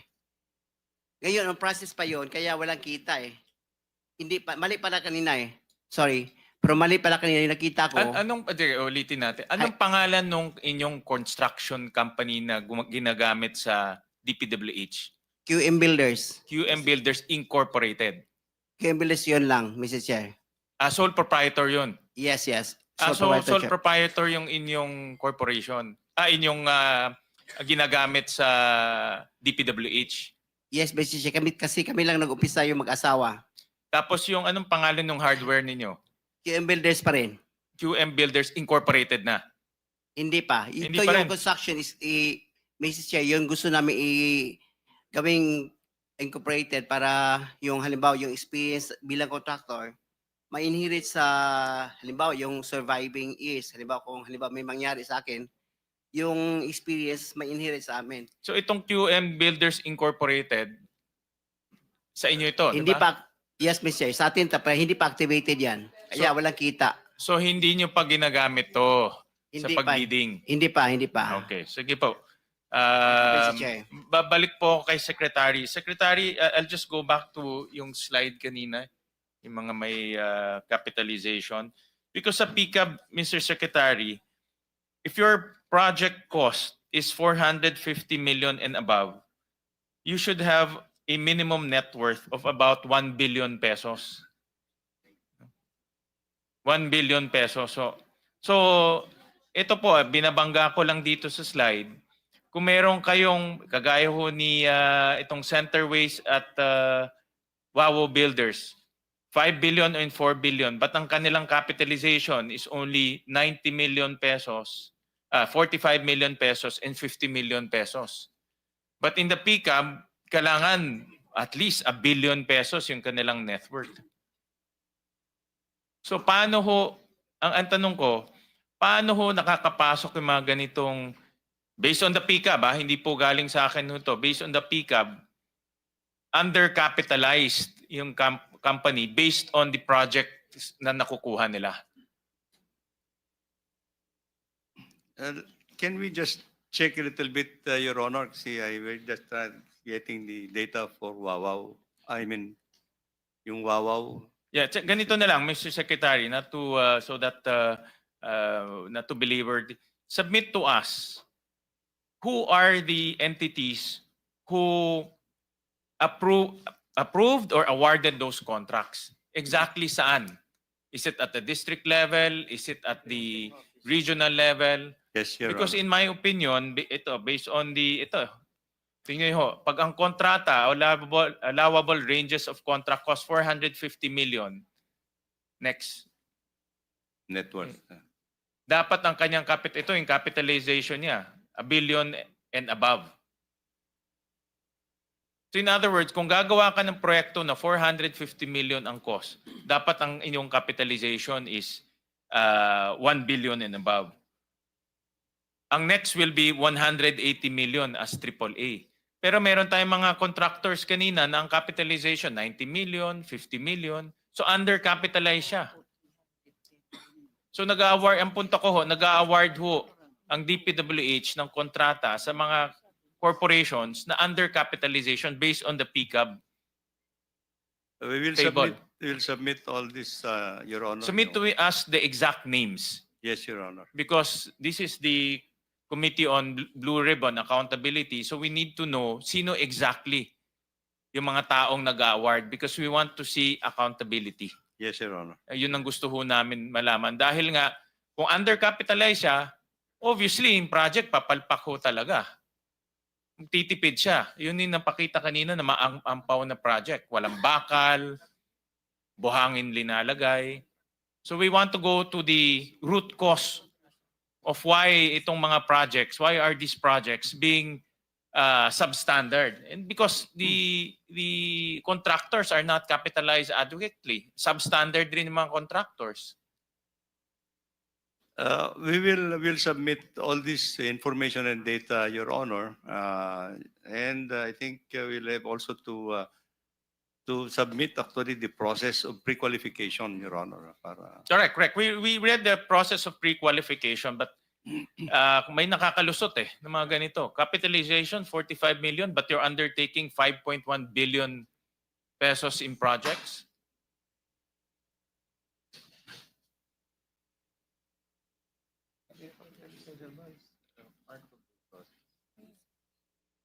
That's why we're going to explain, Your Honor, because as I understand, I think the capitalization is for the company in itself.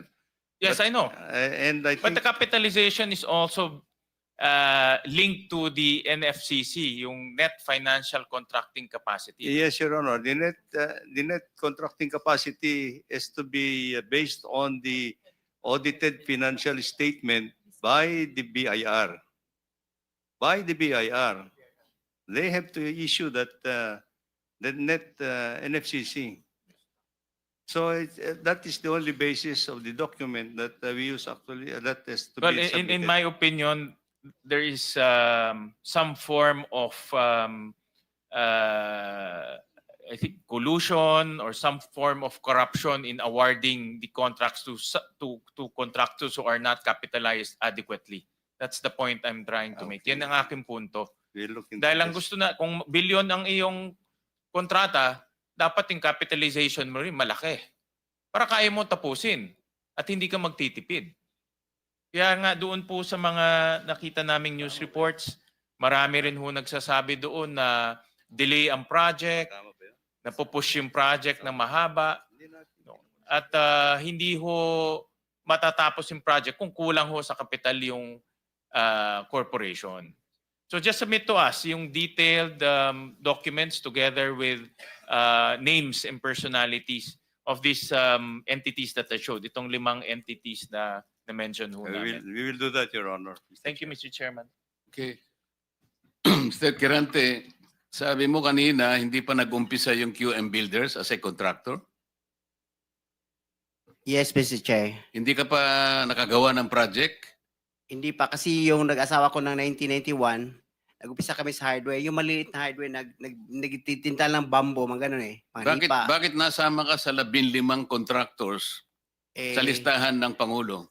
Kanina tinatanong ko, wala bang kukontra dito sa sinabi ng Pangulo na 545 billion worth of flood control projects ay ito lang mga 15 contractors ang nakakuha, kasama ka QM Builders. Nandiyan ka pala, bakit hindi ka kumontra? Ba't ngayon sinasabi mo, hindi ka pa nakapag...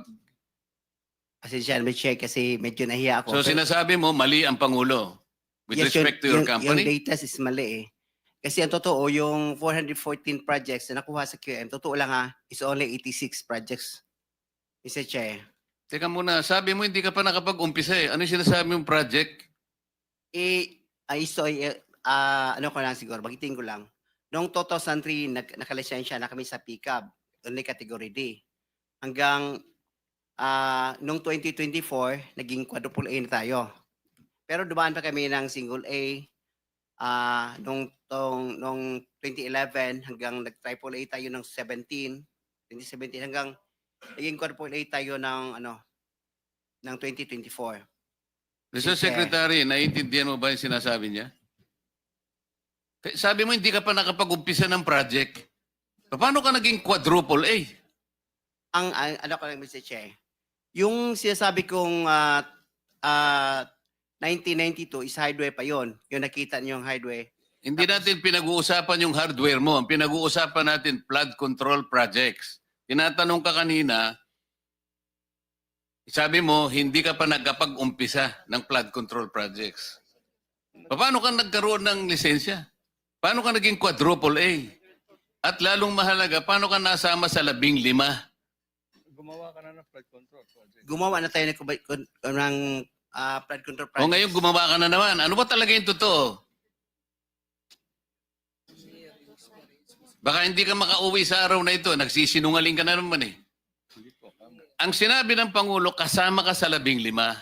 Tama, Mr. Huwag mong Chair. mamaliitin ito. Bagatas dito, aartihin mo kami, sasabihin mo, hindi ka pa nagumpisa ka isang hardware. May problema dito eh. Ano na yan, history lang yung sinasabi ko, Mr. Chair. Ano na yung totoo? Yung totoo, may lisensya na tayo na quadruple A ngayon. O ngayon nga, ngayon meron ka ng quadruple. Yes, Mr. Chair. O, ilang project ang na-execute mo na? Marami na eh. O kanina sinabi mo, hindi ka pa nakapag-umpisa eh. Meron akong hawak na martilyo rito, sinasabi ko sa'yo. Mr. Chair, Huwag kang tatawa-tawa kasi hindi nakakatawa ito, ha? Mr. Chairman, Dito lang nagsisinungaling ka na, eh. Mr. Chairman, if I may. Yes, Mr. Mukhang Senator. nahihirapan kasi si Mr. Kirante mag-explain. Tama ba to? Ang sabi mo kanina, hindi ka pa incorporated at ngayon incorporated ka na in 2024. Yes. No, Okay. no. Hindi rin. Yung incorporated, hindi, yung on process pa yon, hindi pa namin na ano yon, na-approve. So lahat ng project na ginawa mo, sole proprietor. Yes, Your Honor. So nakapag-project ka na. Yes, Your Ano Honor. yung sinasabi mong hindi ka pa nagsisimula or hindi mo pa nagagawa? Yung incorporated, kasi hindi pa na-approve yung ano namin, hindi pa naman na-practice, hindi pa na-transfer from sole proprietorship into... So kaklaruhin ko lang, marami ka ng project at tama na isa ka sa top 15, correct Mr. Kirante? Yes, Your Honor. Pero hindi ka pa incorporated. Hindi pa. Yun sole yung pa rin. sinasabi mong hindi ka pa incorporated. Yes, Your Honor. Yun yung binabanggit niya kanina, Mr. Chairman. Malabo pa rin, eh. Mr. Secretary, tumatanggap ka ng isang sole proprietorship na mag-undertake ng flood control? Well, Mr. Chair, actually, he has the pickup license. Eh. His Paano siya license- nagkaroon ng pick-up license as a contractor? He has the a pickup license. Paano ka Accredited. nakakuha ng pick-up license, Wala pa Mr. nung, Kirante? nung- Sole wala- proprietorship ka lang? Yes, Mr. Chair. Kailan mo nakakuha yan?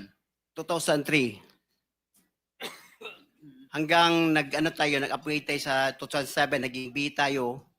Hanggang 2011, naging A tayo. Yung 2017, naging triple A So, tayo. ano yung net financial contracting capacity mo as a sole proprietorship? 40 billion, Mr. Chair. 40 billion? Yes, Mr. Chair. Yung financial statement mo, padala mo sa amin.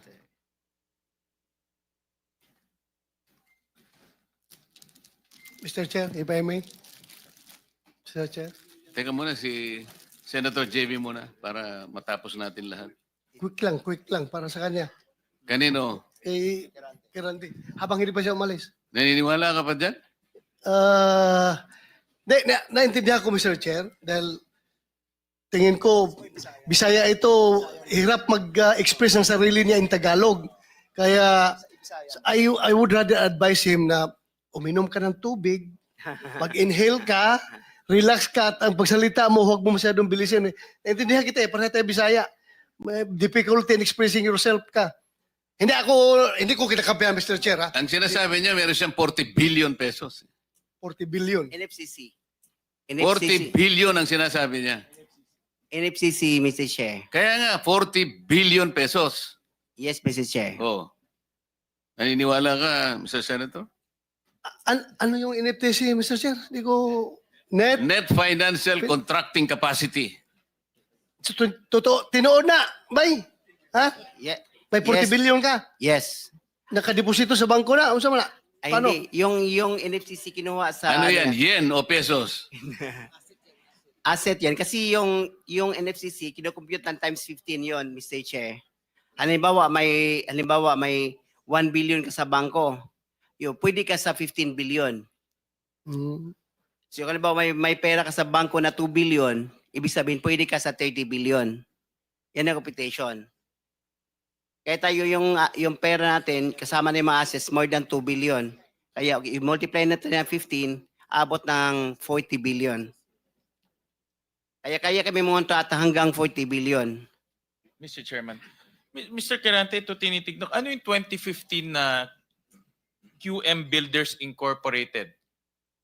Ina-apply namin dyan sa SEC. Pero Your Honor. 2015 pa siya. Pero hindi pa namin tina-transfer. Transfer to? To sole proprietorship into incorporated. Hindi, ito incorporated na ito eh. This is a corporation.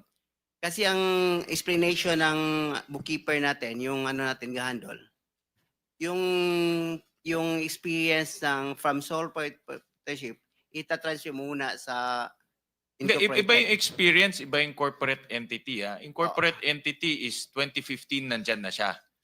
Pero sinasabi nyo, Walang nangyayari. Wala nangyayari. Ang Ina-apply lang. ginagamit nyo since 20 noon pa ay yung inyong sole proprietor. Yes, Your Diyan Honor. pumapasok inyong income, in other words. Yan rin ginagamit nyo pagbibid ng mga projects. Yes, Your Honor. Tama? Ganun pa? Ganun ba ho ang interpret? So dalawang entity, yung sole proprietor at yung incorporation. Yes, yes, Your Honor. Okay. Sabit nyo na lang ho sa amin yung mga dokumento na yan. Thank you, Mr. Chairman. Senator JV. Thank you, Mr. Chair. Mr. Chair, siguro ang gusto natin dito, aside from the accountability that we're looking for, ang gusto natin ma-achieve, no, in aid of legislation. Mr. Chair, I have the second bill that I filed in this Congress is a comprehensive master plan for infrastructure development.